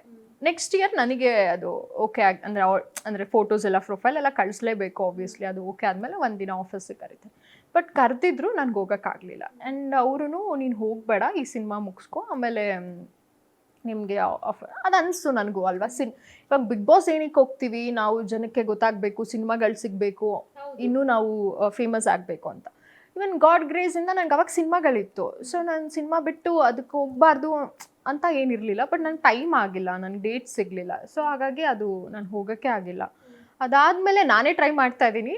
ಅವ್ರಿಗೇನೋ ಗೊತ್ತಿಲ್ಲ, ಬಿಗ್ ಬಾಸ್ ಅವ್ರ ಕಣ್ಣಿಗೆ ಬಿದ್ರೂ ಕರ್ಕೊತಾ ಇಲ್ವೋ, ಐ ಡೋಂಟ್ ನೋ. ಬಟ್ ಬಂದರೆ ಆಬ್ವಿಯಸ್ಲಿ ಎಲ್ಲರಿಗೂ ಆಸೆ ಅಲ್ಲ ಬಿಗ್ ಬಾಸ್. ಇವಾಗಂತೂ ಇಟ್ಸ್ ಲೈಕ್ ಒಂದು ಬಿಗ್ ಸೆಲೆಬ್ರಿಟಿ ಶೋ ಅಂತಲೇ ಹೇಳ್ಬೋದು. ಯಾಕಂದರೆ ಅಲ್ಲಿ ಹೋದವರೆಲ್ಲ ಸೆಲೆಬ್ರಿಟೀಸ್ ಆಗಿಬಿಡ್ತಾರೆ. ನಾವು ಎಷ್ಟೋ ವರ್ಷದಿಂದ ಎಷ್ಟು ಕಷ್ಟಪಟ್ಟಿರ್ತೀವಿ, ಆ ಒಂದು ಫೇಮ್ ನಮ್ಗೆ ಸಿಕ್ಕೇ ಇಲ್ಲ ಇವತ್ತಿನ ತನಕ. ಮೇ ಬಿ ಈ ಸೀಸನ್ ನಾನು ಹೋಗಿ ನೆಕ್ಸ್ಟ್ ಬರೋ ಅಷ್ಟೊತ್ತಿಗೆ ನನಗೊಂದು ಒಳ್ಳೆ ಫ್ಯಾನ್ ಫಾಲೋವರ್ಸು, ನಾನು ದೊಡ್ಡ ಸೆಲೆಬ್ರಿಟಿನೇ ಆಗಿರ್ಬೋದು. ಹೂ ನೋಸ್ ಅಲ್ಲ, ಆ ಥರ ಆಗಿರೋದ್ರಿಂದ it's a big reality show ನಮ್ಮ ಒಂದು ಕರ್ನಾಟಕದಲ್ಲಿ. ಒಬ್ವಿಯಸ್ಲಿ ಪ್ರತಿಯೊಬ್ಬನಿಗೂ ಇಷ್ಟ ಇರುತ್ತೆ ಬಿಗ್ ಬಾಸ್ಗೆ ಹೋಗೋಕ್ಕೆ. ನಿಜವಾಗ್ಲೂ ಆಫರ್ ಬಂದರೆ ಡೆಫಿನೆಟ್ಲಿ. ಇವಾಗ ಪಶ್ಚಾತ್ತಾಪ ಕಾಡ್ತಾ ಇದೆ, ಅವತ್ತು ಹೋಗ್ಬೇಕಿತ್ತು. ಹೇಗೆ ಗೊತ್ತಾಯ್ತು ನಿಮಗೆ? ನೀವು ಇಷ್ಟೆಲ್ಲ ಆಸೆ ಇಟ್ಕೊಂಡಿರೋ ಗೊತ್ತಾಗ್ತಿರುತ್ತೆ. ಕರೆಕ್ಟ್. ನಾನು ಎವ್ರಿ ಸೀಸನಲ್ಲೂ ಆ ಒಂದು ಎಷ್ಟು ಬೇಜಾರಾಗುತ್ತೆ ಗೊತ್ತಾ. ನಿಮ್ಮನ್ನ ನೀವು ಟಿವಿಯಲ್ಲಿ ಅಥವಾ ಯಾವ್ದ್ರಲ್ಲಿ ನೋಡಿದ್ರೆ, ಮೊಬೈಲಲ್ಲಿ ನೋಡಿದ್ರೆ ನಿಮ್ಮನ್ನ ನೀವು ಅಲ್ಲಿ ಇರ್ಬೇಕಿತ್ತು, ನಾನು ಅಲ್ಲಿ ಇರ್ಬೇಕಿತ್ತು. ಹೌದಾ? ಯಾಕಂದರೆ ಅದು ಓಕೆ ಆಗೋಗ್ಬಿಟ್ಟಿತ್ತಲ್ವಾ. ಅವರು ಒಂದು ಮೀಟಿಂಗ್, ಆಬ್ವಿಯಸ್ಲಿ ಒಂದು ಮೀಟಿಂಗ್ ಅಗ್ರಿಮೆಂಟ್ ಮಾಡಿ ಹಂಗೆ ಆ ಲೆವೆಲ್ಗೆ ಇದ್ದಿದ್ದನ್ನ ನನ್ನಿಂದ ಅಂತಲೂ ಹೇಳಲ್ಲ. ಏನು ಮಾಡೋದು, ಈ ಕಡೆನೂ ಬಿಡೋಕ್ಕಾಗಲ್ಲ, ಆ ಕಡೆನೂ ಬಿಡೋಕ್ಕಾಗಲ್ಲ ಅನ್ನೋ ಒಂದು ಇವತ್ತಿನವರೆಗೂ ನಾನೇ ಅಪ್ರೋಚ್ ಮಾಡಿದ್ರು ಅವ್ರು ನನ್ನನ್ನು ಏನಂತ ಗೊತ್ತಿಲ್ಲ. ಮೇ ಬಿ ನನಗನ್ಸುತ್ತೆ ಪಾಪ ಅಲ್ಲಿ ತನಕ ಹೋಗ್ತಾ ಇಲ್ವೇನೋ ಪ್ರೊಫೈಲು. ಇವಾಗ ನಿಮಗೆ ಹೇಳಿರ್ತೀನಿ, ನೀವು ಕಳ್ಸಿರ್ತೀರ, ಮೇ ಬಿ ಅವ್ರಿಗಿನ್ನೂ ಬೆಸ್ಟ್ ಅನ್ನೋರು ಸಿಕ್ಕಿರ್ಬೋದು. ಬಟ್ ಆ ಸೀಸನ್ ನಾನು ಇಂಪಾರ್ಟೆಂಟ್ ಆಗಿದ್ದೆ ಆ ಒಂದು ಸೀಸನ್ಗೆ. ಸೊ ಅದು ಗೊತ್ತಿಲ್ಲ ನನಗೆ ಎಷ್ಟನೇ ಸೀಸನ್ ಅಂತ. ಬಟ್ ಇವಾಗ ಅವ್ರಿಗೆ ಇನ್ನೂ ಡಿಫ್ರೆಂಟಾಗಿ ಹುಡುಕ್ತಾ ಇದ್ದಾರೇನೋ. ನಾನು ಅವ್ರ ತಪ್ಪು ಅಂತಲೂ ಹೇಳಲ್ಲ. ಇಟ್ಸ್ ಲೈಕ್ ಲಕ್ಕು ಇರಬೇಕಲ್ಲ. ಸೊ ಆಬ್ವಿಯಸ್ಲಿ ಆ ಬೇಜಾರಂತೂ ಯಾವಾಗಲೂ ಇರುತ್ತೆ. May be Bigg Boss selection ಆದಾಗ ಅದನ್ನು ಕೂಡ ಹೇಳ್ಕೊಂಡ್ಬಿಡ್ತೀನಿ ಅನ್ಸುತ್ತೆ ಎಲ್ಲರ ಮುಂದೆ. ನಾನು ತಪ್ಪು ಮಾಡಿದ್ದೆ, ನನಗೆ ನಿಜವಾಗ್ಲೂ ಆ ಟೈಮಲ್ಲಿ ಫೀಲ್ ಆಗಿತ್ತು. So I am so happy ಅಂತ ಅಲ್ಲಿ ಮೇ ಬಿ ಹೇಳ್ಬೋದು. ಬಿಗ್ ಬಾಸ್ ಬಗ್ಗೆ ಒಪಿನಿಯನ್ ಏನು? ಯಾಕಂದ್ರೆ ಬಿಗ್ ಬಾಸ್ ಹೋಗಿ ಬಂದವರು ಎಲ್ಲರೂ ಪಾಸಿಟಿವ್ ಆಗಿ ಆಚೆ ಬರಲ್ಲ. ಕೆಲವೊಬ್ರು ನೆಗೆಟಿವ್ ಆಗು ಆಚೆ ಬರ್ತಾರೆ. ಕೆಲವೊಬ್ರು ನೆಗೆಟಿವ್ ಆಗಿ ಒಳಗಡೆ ಹೋಗಿ ಪಾಸಿಟಿವ್ ಆಗಿ ಆಚೆ ಬರ್ತಾರೆ. ಸೊ ನಿಮ್ಮ ಒಪಿನಿಯನ್ ಏನು? ಇದೇ ಇವಾಗ ನೀವು ಕೇಳಿದ್ರಿ ನೋಡಿ, ನೆಗೆಟಿವ್ ಪಾಸಿಟಿವ್, ಇದೇ ಒಂದು ಕಾನ್ವರ್ಸೇಷನಿಂದ ನಾನು ಆ ಒಂದು ಸೀಸನಲ್ಲಿ ನನಗೆ ಆ ಥರನೇ ಬಂದಿದ್ದು. ಲೈಕ್ ಅಲ್ಲಿ ಅಂದರೆ ಇವಾಗ ಒಂದು ಸಿನಿಮಾ ಟೀಮಲ್ಲಿ ಇವಾಗ ನನ್ನ ಫ್ರೆಂಡ್ ಸರ್ಕಲ್ ನೋಡು, ನೀನು ಪಾಸಿಟಿವ್ ಆಗಿ, ನೀನು I am very talkative girl ಆಯಿತಾ. ಆ್ಯಂಡ್ ನಾನು ಏನಂದರೆ, ನಾನು ತುಂಬ ಒಳ್ಳೆಯವಳು ಅಂತ ನಾನು ಎಲ್ಲೂ ಯಾರ ಹತ್ರನೂ ಹೇಳಲ್ಲ. ನಾನು ತುಂಬ ಪರ್ಫೆಕ್ಟ್ ಅಂತಲೂ ಹೇಳಲ್ಲ. ಆ್ಯಂಡ್ ನಾನು ತುಂಬಾ ಯಾವ್ಯಾವ ಟೈಮಲ್ಲಿ ಎಷ್ಟು ಒಳ್ಳೆಯವಳಾಗಿರಬೇಕು, ಯಾವ್ಯಾವ ಟೈಮಲ್ಲಿ ಎಷ್ಟು ಕೆಟ್ಟವಳಾಗಿರ್ಬೇಕು, ಆ ಥರನೇ. ಆ್ಯಂಡ್ ನೀವು ಏನೇ ನನಗೆ ಅಂತ ಇದ್ರು, ಏನೇ ಕಮೆಂಟ್ ಮಾಡಿದ್ರು, ನಾನು ಸುಮ್ಮನೆ ಸೈಲೆಂಟಾಗಿ ನಾನು ಮಾತಾಡೋಕ್ಕೆ ಹೋಗಲ್ಲ. ನೀವು ಅಲ್ಲಿ ಏನೇ ಕಮೆಂಟ್ ಮಾಡಿದ ತಕ್ಷಣ ನಾನು ರಿಯಾಕ್ಟ್ ಮಾಡ್ತೀನಿ. ನನ್ನ ಕ್ಯಾರೆಕ್ಟ್ರು ಈ ಥರ. ಅದು ಯಾವ ರೀತಿ ರಿಯಾಕ್ಟ್ ಮಾಡ್ತೀನೋ, ಕೋಪದಲ್ಲಿ ಮಾಡ್ತೀನೋ, ಏನೋ ಒಂದು ಕೆಡ್ದಾಗ ಬೈದು ರಿಯಾಕ್ಟ್ ಮಾಡ್ತೀನೋ, ಆ ಒಂದು ಸಿಚುವೇಶನ್ಸ್ ಗೊತ್ತಿರುತ್ತೆ. So I am very straight forward. ನಾನು ಯಾವುದಕ್ಕೂ ಕೇರ್ ಮಾಡೋದು. ಬಿಕಾಸ್ ನನಗೆ ಗೊತ್ತು ನಾನು ಏನು ಅಂತ. ನಾನು ಬೇರೆಯವ್ರಿಗೆಲ್ಲ ಪ್ರೂವ್ ಮಾಡ್ಕೊಂಡು ಕೂತ್ಕೊಳ್ಳೋ ಅಂಥ ಅವಶ್ಯಕತೆ ನನಗಿಲ್ಲ. ನಾನು ಏನು ಮಾತಾಡ್ತಿದ್ದೀನಿ, ಯಾವ ಥರ ಮಾತಾಡ್ತಿದ್ದೀನಿ ನನಗೆ ಗೊತ್ತಿದೆ. ಎಷ್ಟು ಲಿಮಿಟಲ್ಲಿ ನಾನು ಮಾತಾಡಬೇಕು, ನಾನು ಎಲ್ಲಿ ತನಕ ಹೋಗಬಾರ್ದು, ಎಲ್ಲಿ ತನಕ ಕ್ರಾಸ್ ಮಾಡಬೇಕು, ಅದೆಲ್ಲ ನನಗೆ ಗೊತ್ತಿರೋದ್ರಿಂದ. ಸೊ ನನ್ನ ಫ್ರೆಂಡ್ಸ್ ಅಂತಂದ್ರು, ನೀನು ಹೋಗ್ಬಿಟ್ರೆ ಅಲ್ಲಿ ನೀನು ಜಾಸ್ತಿ ಟ್ರಿಗರ್ ಮಾಡಿಬಿಟ್ರೆ ನೀನು ನೆಕ್ಸ್ಟ್ ಲೆವೆಲ್ ನೆಗೆಟಿವಿಟಿ ಆಗಿಬಿಡುತ್ತೇನೋ, ಬೇಡ ಅಂತ. ಮೇ ಬಿ ಆ ಒಂದು ರೀಸನಿಂದನೂ ನಾನು ಎದ್ರುಕೊಂಡು ಆ ಟೈಮಲ್ಲಿ ಅದನ್ನು ಒಂಚೂರು ಮೈಂಡಲ್ಲಿ ಇಟ್ಕೊಂಡು, ನಾನು ಕೆಲಸ ಇದೆಯಲ್ಲ ಬಿಡು ಹೋಗೋಣ, ನೆಕ್ಸ್ಟ್ ನನಗೆ ಕರಿಬೋದು ಅಂತ. ಬಟ್ ಇವಾಗ ಅನಿಸುತ್ತೆ ನಾನು ಕಳಿಸ್ತೀನಿ, ಪ್ರೊಫೈಲ್ ಕಳಿಸ್ತೀನಿ, ಹೇಳ್ತೀವಿ ಅಂತಾರೆ, ಆಮೇಲೆ ಏನಾಗುತ್ತೋ ಗೊತ್ತಿಲ್ಲ. ಬಟ್ ನಾನು ಅವತ್ತು ಹೋಗಿದ್ರೆ ಇಷ್ಟು ಆಲ್ರೆಡಿ ನಾನು ಸೆಲೆಬ್ರಿಟಿ ಆಗೋಗ್ಬಿಟ್ಟಿರ್ತಿದ್ದೆ. ಇವಾಗಲೂ ನಾನು ಸೆಲೆಬ್ರಿಟಿನೇ, ಬಟ್ ಇನ್ನೂ ಒಂದಷ್ಟು ಜನಕ್ಕೆ ರೀಚ್ ಆಗಿಬಿಡ್ತಿದ್ವಿ. ಸೊ ಆ್ಯಂಡ್ ಬಿಗ್ ಬಾಸ್ ಒಂದು ಒಳ್ಳೆ ಪ್ಲ್ಯಾಟ್ಫಾರ್ಮ್. ನಾನು ಇವಾಗಲೂ ಅದೇ ಹೇಳ್ತಾ ಇದ್ದೀನಿ. ಯಾರು ನಿನ್ನೆ ತನಕ ಯಾರಿಗೂ ಗೊತ್ತಿಲ್ಲದಿದ್ದವರ ಒಂದು ಕಲಾವಿದರು ಇವತ್ತು ಲಕ್ಷಾಂತರ ಜನ, ಕೋಟ್ಯಾಂತರ ಜನ ಇಷ್ಟಪಡ್ತಿದ್ದಾರೆ ಅಂದರೆ ಅದು ಬಿಗ್ ಬಾಸಿಂದನೇ. ಅದೊಂದು ದೊಡ್ಡ ಮನೆಯೇ, ಅದೊಂದು ದೊಡ್ಡತನ ಇರುವಂಥ ಒಂದು ರಿಯಾಲಿಟಿ ಶೋನೇ. ಒಬ್ವಿಯಸ್ಲಿ ಇಟ್ಸ್ ಎಲ್ಲರೂ ರೆಸ್ಪೆಕ್ಟ್ ಮಾಡಬೇಕು ಆ ಒಂದು ಶೋಗೆ. ನನಗೆ ಅದೇ ಬೇಜಾರಿದೆ. ಸೊ ನಾನು ಏನಂತಾನೆ ಮ್ಯಾನಿಫೆಸ್ಟೇಷನ್ ಕೂಡ ಮಾಡ್ಕೊತೀನಿ ಬಿಗ್ ಬಾಸ್ಗೆ ಹೋಗಲಿ ಅಂತ. ಬಿಕಾಸ್ ನನ್ನಲ್ಲಿ ತುಂಬ ಏನಂತಾರೆ ಡಿಫ್ರೆಂಟಾಗಿ ನಾನು ಇರ್ತೀನಿ. ನನ್ನನ್ನು ಯಾರೂ ಗೆಸ್ ಮಾಡೋಕ್ಕಾಗಲ್ಲ ಇವ್ರು ಹಿಂಗಿರ್ತಾರೆ ಅಂತ. ಸೊ ಮೇ ಬಿ ಸಿಕ್ಕಾಬಟ್ಟೆ ಎಂಟರ್ಟೈನ್ಮೆಂಟ್ ಕೊಡ್ಬೋದು ನಾನು ಅಂತ. ಇನ್ನೊಂದೇನಂದ್ರೆ ಈ ಸಲ ಒಂದ್ ಸ್ವಲ್ಪ ಸ್ಪೆಷಲ್ ಆಗಿ ಆಡಿಯನ್ಸ್ ಇದ್ ಮಾಡ್ತಿದ್ದಾರೆ, ಕಾಮನ್ ಪೀಪಲ್ ಹೋಗ್ಬೋದು ಅಂತಾನೂ ಇದೆ. ಇವನ್ ಏನ್ ಗೊತ್ತಾ, ಬಿಗ್ ಬಾಸ್ ಅಂದ್ರೆ ಕಲರ್ಸ್ ಇಂದಾನೆ ನನ್ಗೆ ಅದನ್ನು ಲಿಂಕ್ ಕಳ್ಸಿದ್ದಾರೆ. ಯಾವುದು ಆಡಿಷನ್ಸ್ ಅನ್ಕೊಂತಾ ಇದೀನಿ ಕಳ್ಸೋಣ ಅಂತ. ಒಂದ್ ಕಡೆ ಏನ್ ಗೊತ್ತಾ, ಒಂದ್ ಕಡೆ ಯಾಕೆ ಕಳ್ಸಕ್ಕೆ ನನಗೆ ಇದಿಲ್ಲ ಅಂದ್ರೆ, ನನಗೆ ಸಿನಿಮಾ ಮೇಲೆ ತುಂಬಾ ನಂಬಿಕೆ ಇದೆ. ನಾನು ತುಂಬಾ ಪ್ರೀತಿಸ್ತೀನಿ ಸಿನಿಮಾನ. ಸೊ ನನ್ನ ಕೈಯಲ್ಲಿ ಸಿನಿಮಾಗಳಿದೆ, ನಾನು ಅದಕ್ಕೆ ಹಾರ್ಡ್ ವರ್ಕ್ ಮಾಡಬೇಕು. ಆ್ಯಂಡ್ ನನ್ಗೆ ಇನ್ನೊಂದು ಆಸೆ ಏನಿದೆ ಗೊತ್ತಾ, ಸಿನಿಮಾದಿಂದನೇ ಜನಕ್ಕೆ ರೀಚ್ ಆಗಬೇಕು ಅನ್ನೋದು ತುಂಬ ಆಸೆ ಇದೆ. ಅದು ಯಾವ ಟೈಮಲ್ಲಿ ಆಗುತ್ತೆ ಅನ್ನೋದು ನನಗೆ ಗೊತ್ತಿಲ್ಲ, ಬಟ್ ಅದು ತುಂಬಾ ಆಸೆ ಇದೆ ನನಗೆ. ಅರ್ಥ ಆಗ್ತಿದ್ಯಾ? ನನ್ನ ಪಾತ್ರದಿಂದಾನೇ ಜನ ನನ್ನನ್ನು ಕೆಲಸದಿಂದಾನೇ ಇಷ್ಟ ಆಡ್ಬೇಕು ಅಂತ ಅದೊಂದು ಸಿಕ್ಕಾಬಟ್ಟೆ ಮನ್ಸಲ್ಲಿ ಯಾವಾಗ್ಲೂ ಅನ್ಸುತ್ತೆ. ಸೊ ಅದೊಂದು ರೀಸನ್ ಇಟ್ಕೊಂಡು ಈ ತರ ನಮ್ಮಮ್ಮನಿಗೆ ಹೇಳೇ ನಾನು ಕಳ್ಸ್ಬಿಟ್ಟಿದ್ದೀನಿ ಅಂತ ಸುಳ್ಳು ಹೇಳಿದ್ದೀನಿ. ಆ್ಯಕ್ಚುಲಿ ಅದು ಬಂದೆ ನನಗೆ 4-5 days ಆಯಿತು ಆ ಲಿಂಕ್. ಸೊ ವಿಡಿಯೋ ಮಾಡಿ ಕಳಿಸ್ಬೇಕು ನಾವು ಏನೇನು ಮಾಡಿರ್ತೀವಿ ಅಂತ ಒಂದು. ಸೊ ನಾನು ಕಳಿಸೇ ಇಲ್ಲ. ಇನ್ನೊಂದೇನಂದ್ರೆ ಇವಾಗ ನ್ಯೂ ಕಮರ್ಸ್ಗೆ ಒಂದು ಸ್ವಲ್ಪ ಭಯ ಆಗಿದೆ. ಯಾಕಂದ್ರೆ ಕನ್ನಡ ಸಿನಿಮಾಗಳು ಸ್ಪೆಷಲಿ ವಾರಕ್ಕೆ 5-6 ಸಿನಿಮಾಗಳು ರಿಲೀಸ್ ಆಗ್ತವೆ. ಅದರಲ್ಲಿ ಕೆಲವರಿಗೆ ಗೊತ್ತೇ ಆಗಲ್ಲ ಈ ಸಿನಿಮಾ ಬಂದು ಹೋಗಿದೆ ಅನ್ನೋದು ಗೊತ್ತಾಗಲ್ಲ. ರೀಚ್ ಆಗ್ತಾ ಇಲ್ಲ ಸಿನಿಮಾಗಳು, ಸ್ಟಾರ್ಗಳ ಸಿನಿಮಾಗಳು ಬರ್ತಾ ಇಲ್ಲ. ವರ್ಷಕ್ಕೊಂದು ಸಿನಿಮಾಗಳು ಮಾಡ್ತಾ ಇದ್ರು. ಇವಾಗ ದರ್ಶನ್ ಸರ್ ಫಾರ್ ಎಕ್ಸಾಂಪಲ್, ಇವಾಗ ಅವರು ಇನ್ನು 1 ವರ್ಷ ಬರೋಕ್ಕಾಗಲ್ಲ ಅಂತ ಅನ್ನೋ ಟಾಕ್ ಇದೆ. ಅವ್ರು ಬಂದರೆ ಎಷ್ಟೋ ಟೆಕ್ನಿಷಿಯನ್ಸ್ ಊಟ ಮಾಡ್ತಿದ್ರು ಅಂತ ಎಷ್ಟೋ ಸ್ಟಾರ್ಗಳು ಹೇಳಿದ್ದಾರೆ. ಸೊ ಈ ಸಿನಿಮಾಗಳು ಥಿಯೇಟರ್ನಲ್ಲಿ ನಿಲ್ಲೋದಕ್ಕೆ ಅಂದರೆ ನಿಲ್ತಾ ಇಲ್ಲ, ಅದಕ್ಕೆ ಏನು ಕಾರಣ ಇರ್ಬೋದು? ಹೊಸೊಬ್ರು ಬರೋದಕ್ಕೂ ಹೆದರ್ಕೋತಾ ಇದ್ದಾರೆ. ಸೊ ನಿಮ್ಮ ಒಪಿನಿಯನ್ ಏನು ಅದ್ರ ಬಗ್ಗೆ ಅಂತ? ಸಿನಿಮಾಗಳು ಬರ್ತಿದೆ, ತುಂಬ ಹೊಸೊಬ್ರು ಬರ್ತಿದ್ದಾರೆ, ತುಂಬ ಹೊಸ ಟೆಕ್ನಿಷಿಯನ್ಸ್ ಬರ್ತಿದ್ದಾರೆ, ಹೊಸ ಹೀರೋ ಹೊಸ ಹೀರೋಯಿನ್ಸ್ ನಮ್ಮಂಥವ್ರು ಬರ್ತಾ ಇದ್ದೀವಿ. ಸೊ ಏನೋ ಒಂದು ಆಸೆ ಇಟ್ಕೊಂಡು ಬಂದಿರ್ತೀವಿ. ಇವಾಗ ನನಗೆ ಹಿಂಗೆ ಮಾಡಬೇಕು ಅನ್ನೋದು ಒಂದು ಮೈಂಡಲ್ಲಿರುತ್ತೆ, ಬಟ್ ನಿಮ್ಮ ಟೇಸ್ಟು ಬೇರೆ ಇರುತ್ತೆ. ಸೊ ಅದಕ್ಕೆ ಅಲ್ಲ ನಾವು ಟೀಮ್ ವರ್ಕ್ ಅನ್ನೋದು. ಸೊ ಒಬ್ವಿಯಸ್ಲಿ ಒಂದು ಟೀಮ್ ಜೊತೆಲಿ ಸೇರಿದಾಗ, ಒಂದು ಒಳ್ಳೆ ಸಿನಿಮಾಗಳು ಮಾಡಿದಾಗ ಜನ ಯಾವತ್ತಿದ್ರೂ ಪಟ್ಟಿದ್ದಾರೆ. ಸೊ ಪಡ್ತಾರೆ. ಯಾವಾಗ ನಾವು ನಮ್ಮದೇ ಒಂದು ಮೈಂಡ್ ಸೆಟ್ಟಲ್ಲಿ ಆ ಥರ ಮಾಡಿದಾಗ ಒಬ್ವಿಯಸ್ಲಿ ಜನಕ್ಕೆ ನಾವು ಮಾಡೋದು ಯಾರಿಗೋಸ್ಕರ? ಜನಕ್ಕೋಸ್ಕರ. ಅವ್ರಿಗೆ ಇಷ್ಟ ಆಗೋ ಥರ ಮಾಡಿದ್ರೆ ಒಬ್ವಿಯಸ್ಲಿ ಅಲ್ಲ ನೋಡೇ ನೋಡ್ತಾರೆ. ಅಲ್ಲಿ ನಾವು ಕ್ವಶನ್ ಮಾಡ್ಕೊಬೇಕು ನಾವು ಯಾವ ಥರ ಸಿನಿಮಾಗಳು ಮಾಡ್ತಿದ್ದೀವಿ ಅಂತ. ಆಬ್ವಿಯಸ್ಲಿ ನಾನು D boss fan, celebrity, D boss celebrity ಅಂತ ಹೇಳ್ಕೊಳಕ್ಕೆ ಪ್ರೌಡ್ ಫೀಲ್ ನನಗೆ. ಆ್ಯಂಡ್ ಫಾರ್ ಎವರ್ ಅದು ನಮಗೆ. ನಾವು ಡಿ ಬಾಸ್ ಅಭಿಮಾನಿಗಳು ಇವತ್ತು ಮಾತ್ರ ಡಿ ಬಾಸ್ ಅಭಿಮಾನಿಗಳಲ್ಲ, ಅದು ಶಾಶ್ವತ. ಯಾವತ್ತಿದ್ರೂ ನಾವು ಅವ್ರ ಅಭಿಮಾನಿಗಳೇ. ಆ್ಯಂಡ್ ಮತ್ತೆ ಚೇಂಜು ಆಗಲ್ಲ. ಅವ್ರು ಈ ಥರ ಬ್ಯಾಡ್ ಸಿಚುವೇಶನಲ್ಲಿದ್ದಾರೆ ಅಂದ್ಬಿಟ್ಟಿದ ತಕ್ಷಣ ನಾವು ಬೇರೆ ಫ್ಯಾನೂ ಆಗಲ್ಲ. ನಾವು ಒಂದು ಏನಂತಾರೆ, ಒಂದು ಅಭಿಮಾನ ಅನ್ನೋದು ಅಂದರೆ ಅವರ ಒಂದು, ಇವಾಗ ಯಾವುದೇ ಒಂದು ಸ್ಟಾರ್ ಆಗಿರ್ಬೋದು, ಅವ್ರ ಆ್ಯಕ್ಟಿಂಗಲ್ಲಿ ಚೆನ್ನಾಗಿ ಮಾಡಿದ್ದಾರೆ ಅಂತ ಒಂದು ಒಪಿನಿಯನ್ ಕೊಡ್ಬೋದು ಹೊರತು ಅಭಿಮಾನಿ ಆಗೋಕ್ಕಾಗಲ್ಲ. ಬಿಕಾಸ್ ನಾವು ಆಲ್ರೆಡಿ ಅಭಿಮಾನಿ ಡಿ ಬಾಸ್ದು. ಸೊ ಹಾಗಾಗಿ ಎಲ್ಲರ ಲೈಫಲ್ಲೂ ಒಂದು ಇವನು ಕೆಟ್ಟದ್ದು ಒಳ್ಳೇದು ಇದ್ದೇ ಇರುತ್ತೆ. ನಾನು ಅದನ್ನೇ ಹೇಳಲಿಲ್ವಾ ಮೇಡಮ್, ಯಾರೂ ಒಳ್ಳೆಯವ್ರು ಆಗೋಕ್ಕೆ ಸಾಧ್ಯನೇ ಇಲ್ಲ. ಒಂದೊಂದು ಬುಕ್ಕಲ್ಲಿ ಒಂದೊಂದು ದಿನ ನಾವು ಒಳ್ಳೆಯವ್ರಾಗಿರ್ತೀವಿ, ಒಂದೊಂದು ದಿನ ಕೆಟ್ಟವ್ರು ಆಗಿರ್ತೀವಿ. ಇವಾಗ ಯಾರು ಒಳ್ಳೆಯವರು ಅಂತ ಹೇಳಿ? ಸೊ ಯಾರು ಒಳ್ಳೆಯವ್ರಾಗಕ್ಕಾಗಲ್ಲ, ಏನು ಮಾಡೋಕ್ಕಾಗಲ್ಲ. ಅವ್ರವ್ರ ಪರ್ಸ್ನಲ್ ಲೈಫ್ಗೆ ನಾವು ಎಂಟ್ರಿನೂ ಕೊಡಬಾರ್ದಲ್ವ. ಅವ್ರು ಹೋಗಿದ್ದಾರೆ, ಬರ್ತಾರೆ, ಒಬ್ವಿಯಸ್ಲಿ ಬಂದೇ ಬರ್ತಾರೆ. ನೀವು ಅವರು ಡೆವಿಲ್ ಸಿನಿಮಾ ನೋಡಿದ್ರಾ? ಹೆಂಗೆ ಅನಿಸ್ತು ನೋಡಿ? ಡೆವಿಲ್ಗೆ ನಾನೊಂದು ಆ್ಯಕ್ಚುಲಿ ನನ್ನ ಒಂದು ದುರದೃಷ್ಟ ಅನಿಸುತ್ತೆ. ಡೆವಿಲಲ್ಲಿ ನಾನು ಆ್ಯಕ್ಟ್ ಮಾಡಬೇಕಾಗಿತ್ತು, ಆಡಿಷನ್ ಕೊಟ್ಟಿದ್ದೆ. ಬಟ್ ಏನೋ ಮೇ ಬಿ ದರ್ಶನ್ ಸರ್ಗೆ ಮ್ಯಾಚ್ ಆಗಲಿಲ್ವೋ ಏನೋ, ಅದೊಂದು ಕ್ಯಾರೆಕ್ಟರ್ ಇದೆ ಅಲ್ಲ, ಶರ್ಮಿಳಾ ಮಾಂಡ್ರೆ ಅವ್ರು ಮಾಡಿದಾರಲ್ಲ, ಅವಾಗ ಅವರು ಸುಬ್ರನ್ನ ಹುಡುಕ್ತಿದ್ರು. ಫಸ್ಟ್ ಅವ್ರು ಮಾಡಿಲ್ಲ ಅಂದರೆ ಅವ್ರೇನೋ ಡೇಟ್ಸ್ ಇರಲಿಲ್ವಂತೆ ಮೇಡಮ್ದು. ಸೊ ಅವಾಗ ಆಡಿಷನ್ ಕೊಟ್ಟಿದ್ದೆ. ಅದನ್ನ ಆಡಿಷನ್ ಇನ್ನೂ ನನ್ನ ಮೊಬೈಲಲ್ಲಿ ಇದೆ. ಒಂದು ಬ್ಲೂ ಕಲರ್ ಸ್ಯಾರಿ ಹಾಕ್ಕೊಂಡು, ಕಾಟನ್ ಸ್ಯಾರಿ ಹಾಕ್ಕೊಂಡು ಅದು ಕೊಟ್ಟಿದ್ದೆ. ಬಟ್ ಅವ್ರವ್ರು ಇವಾಗ ಏನು ಗೊತ್ತಾ, ನಾನು ಅದೇ ಹೇಳ್ದಂಗೆ ಎಲ್ಲ ಪಾತ್ರಗಳು ನಾವು ಮಾಡೋಕ್ಕಾಗಲ್ಲ, ಅದೊಂದು ಋಣ ಇರಬೇಕು. ಮೇ ಬಿ ಅಲ್ಲಿ ನಮಗಿಂತ ಇನ್ನೊಂಚೂರು ಬೆಸ್ಟ್ ಆಬ್ವಿಯಸ್ಲಿ ಅವರು ಶರ್ಮಿಳಾ ಮಾಂಡ್ರೆ ಮ್ಯಾಮ್ ಎಷ್ಟೋ ವರ್ಷಗಳಿಂದ ಇದ್ದಾರೆ. And she is so beautiful ಅಂತಲೇ ಹೇಳ್ಬೋದು. ಅವ್ರು ನಮಗಿಂತ ಅವರು ಆ ಒಂದು ಪಾತ್ರಕ್ಕೆ ತುಂಬಾ ಚೆನ್ನಾಗಿ ಸೂಟ್ ಆಗಿದ್ದಾರೆ. ಸೊ ಆಬ್ವಿಯಸ್ಲಿ ಅವ್ರು ಮಾಡಿದ್ದಾರೆ. ಏನೋ ಆಗಿದ್ದಿದ್ರೆ ನಾನು ವರ್ಕ್ ಮಾಡಬೇಕಾಗಿತ್ತು. ಆಸ್ ಎ ಫ್ಯಾನ್ ಗರ್ಲ್ ಅವರ ನೆಚ್ಚಿನ ನಟರ ಜೊತೆ ಆಕ್ಟ್ ಮಾಡ್ಬೇಕು ಅಂತ ತುಂಬಾ ಆಸೆ ಇರುತ್ತೆ. ನಿಮಗೂ ಆಸೆ ಇದ್ದೇ ಇರುತ್ತೆ. ನನಗೆ ದೇವ್ರು ಅದನ್ನೇ ಹೇಳಲ್ವಾ, ಕೊಟ್ಟಿದ್ರು. ಅದು ನಾನು ಆಲ್ರೆಡಿ ಡ್ರೀಮು ಮಾಡ್ಬಿಟ್ಟಿದ್ದೆ. ಓ ಥಿಯೇಟ್ರಲ್ಲಿ ಹಿಂಗೆಲ್ಲ ವಿಷಯ ಆಗ್ತಾರೆ ಅಂತ. ಬಟ್ ಏನು ಮಾಡೋದು, ಎಲ್ಲರಿಗೂ ಇಷ್ಟ ಆಗ್ಬೇಕಲ್ವಾ. ಸೊ ಅಲ್ಲೂ ಟೀಮ್ ಇರುತ್ತೆ ಅವ್ರಿಗೂ.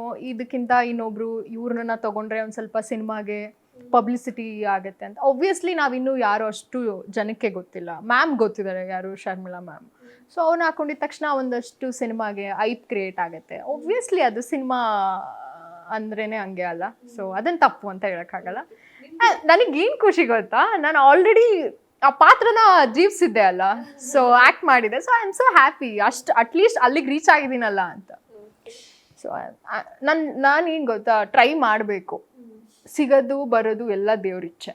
ನಮ್ಮ ಹಣೆ ಬರ ಮತ್ತು ನಮ್ಗೆ ಯೋಗ್ಯತೆ ಇದ್ರೆ ಆಬ್ವಿಯಸ್ಲಿ ಒಂದಲ್ಲ ಒಂದಿನ ಸಿಕ್ಕೇ ಸಿಗುತ್ತೆ. I believe. ಆದ್ರೆ ಇನ್ನೊಂದು ಆಸೆನ ಈಡೇರಿಸ್ಕೊಂಡ್ಬಿಟ್ರಿ. ಏನು? ಏನಿರ್ಬೋದು ಗೊತ್ತಿಲ್ಲ. ಅವ್ರ ಜೊತೆ ಫೋಟೋ.